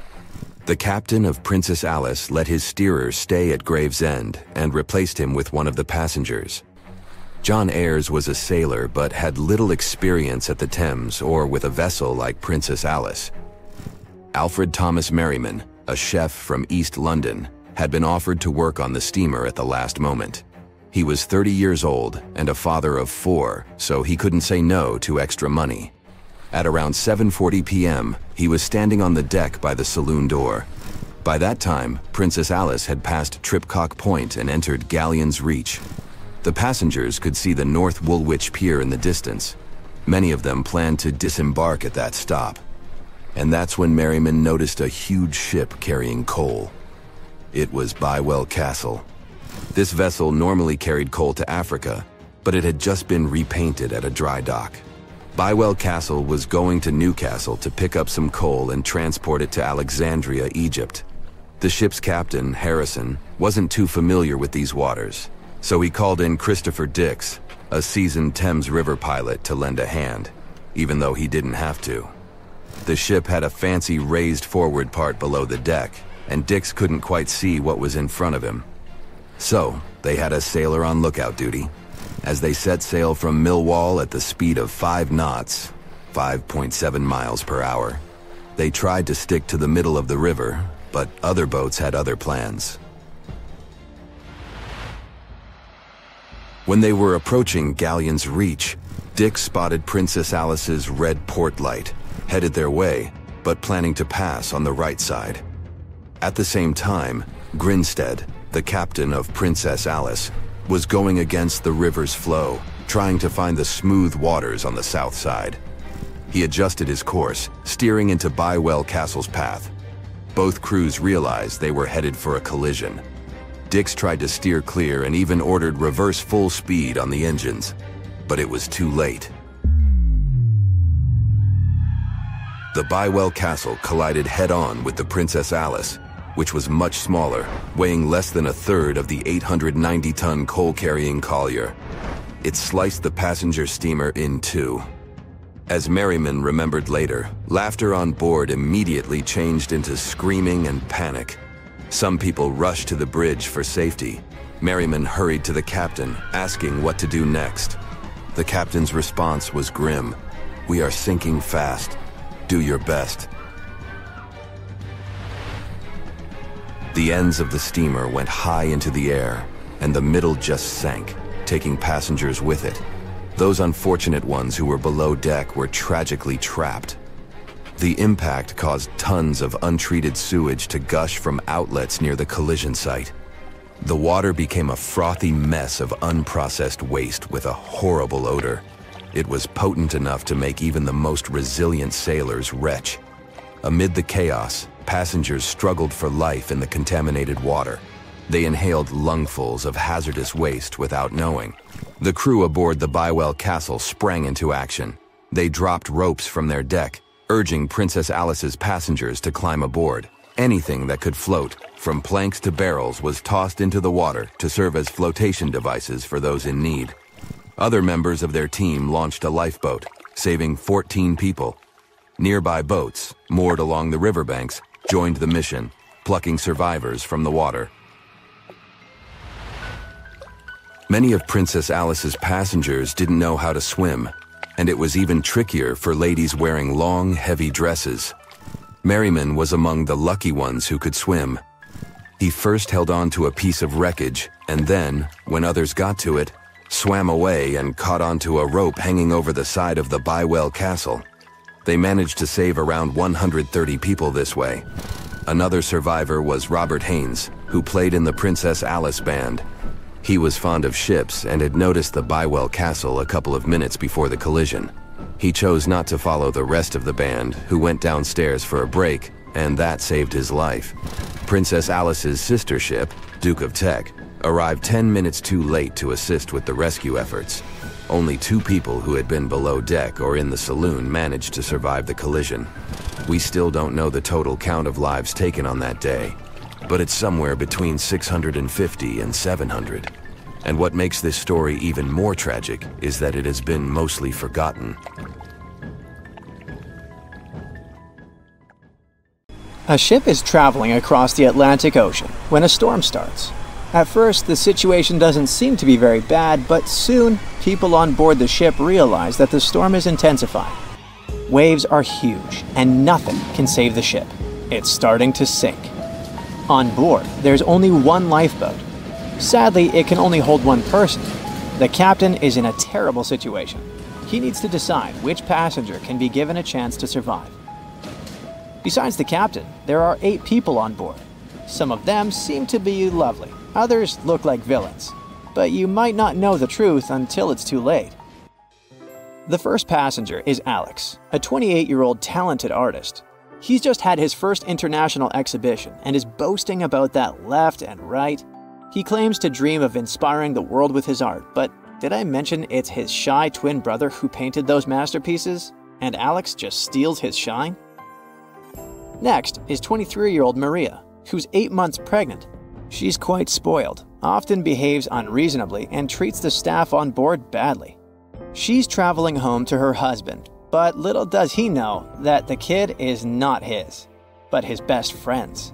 And she's been cheating on him since forever. Though we can't let this innocent soul perish, can we? Despite his untidy appearance, this 65-year-old scientist, Professor Marcus, is a leading researcher in the field of gene therapy. He's working on a breakthrough that could save millions of lives, but there are skeletons in his closet too. It's been 15 years since anyone saw his wife, Judith. Does Marcus's scientific progress have something to do with the mysterious disappearance of his wife? Dr. Anna is 34 years old. She's a surgeon who's saved hundreds of lives during natural disasters. She succeeded as a doctor, but failed as a parent. Her 3 daughters live with their dad and don't want to hear anything about their mother. 78-year-old Teresa is a widow whose family gave up on her because of her bad temper. She's traveling for the last time in her life to visit her late husband's grave. A little boy, Mark, is just 7 years old, but his unruly character has caused a lot of arguments between the other passengers. He's traveling alone since his parents are supposed to meet him on the shore. This brat's parents are too busy working, so he gets more and more uncontrollable. Who knows what he'll be capable of doing in 10 years or so? A robot android, Alpha 3, is also on board the ship. It has an artificial intelligence created to assist in expeditions. It can also control the ship in emergency cases. And the last passenger is Emily. This beautiful and charming woman is 30 years old. She lives off of powerful, old, rich men and has enough money to burn. She hasn't worked a single day in her entire life and just travels the world. To make his choice, the captain invites each of the passengers to listen to their stories. He asks each of them just one question. Why would you be the one to survive? Alex says, "You see, my art can inspire and change the world.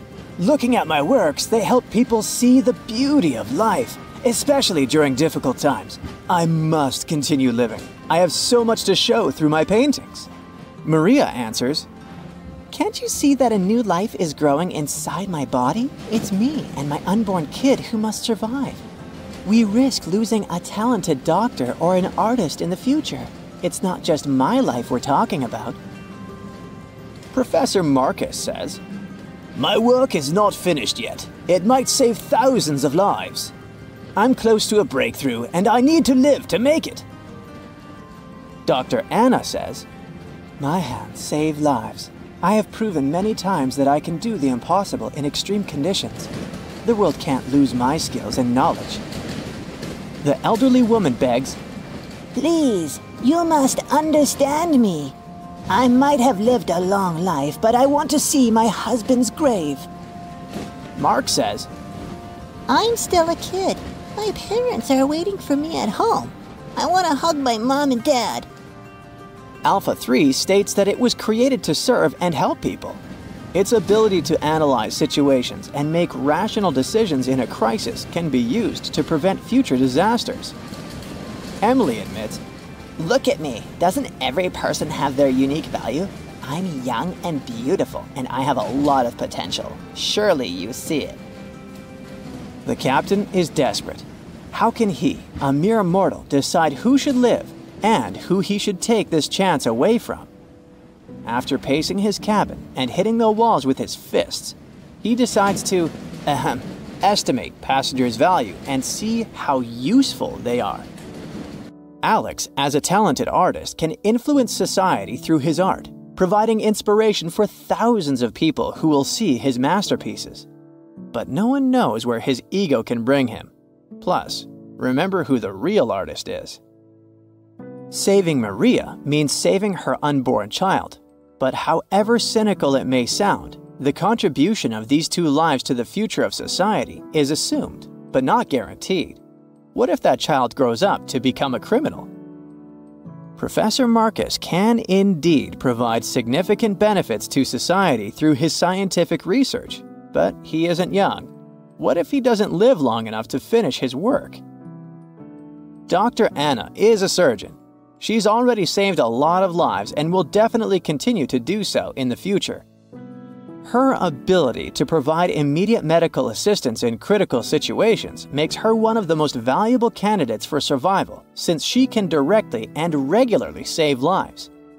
At the same time, she is a terrible mother, and it'll definitely influence the lives of her daughters. Teresa is living history and experience, but unfortunately, her ability to continue contributing to society is limited. In simple words, she's old, and we don't know how much time she has left. Mark is in a similar situation. He has the potential for a long and productive life, but his immediate contribution to society is limited. His survival is based on the potential for future contribution, which is difficult to estimate at the moment. Alpha 3 can provide valuable technical assistance and functional support, but as a robot, it does not add to human well-being directly. As for Emily, despite her beauty, her achievements are minimal. On the other hand, she's only dating wealthy and influential people, and thus has a lot of influence on society of her own. Now, from the perspective of how much profit each of the passengers can bring, saving Dr. Anna seems to be one of the most logical choices. Her knowledge and skills can save many lives in the future, which means the greatest good for the greatest number. But let's have a look at the captain's choice. In the end, after listening to all the passengers and pressed for time, the man decides to save Emily. Can you figure out why he's made such an unexpected choice? Write your answer in the comments below. You can also pause the video to think it over. Okay, I suppose you're ready for the answer to be revealed. You see, even though each passenger presented very compelling arguments for why they should be saved, the captain was particularly moved by Emily's charm and attractiveness.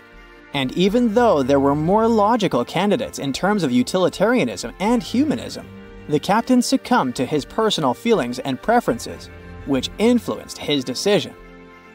This riddle illustrates that in real life, people often make choices based on their sympathies and preferences rather than logic or public benefit. This is because emotions and personal relationships can have a strong influence on our perception of situations and decision-making. Here's a real-life example.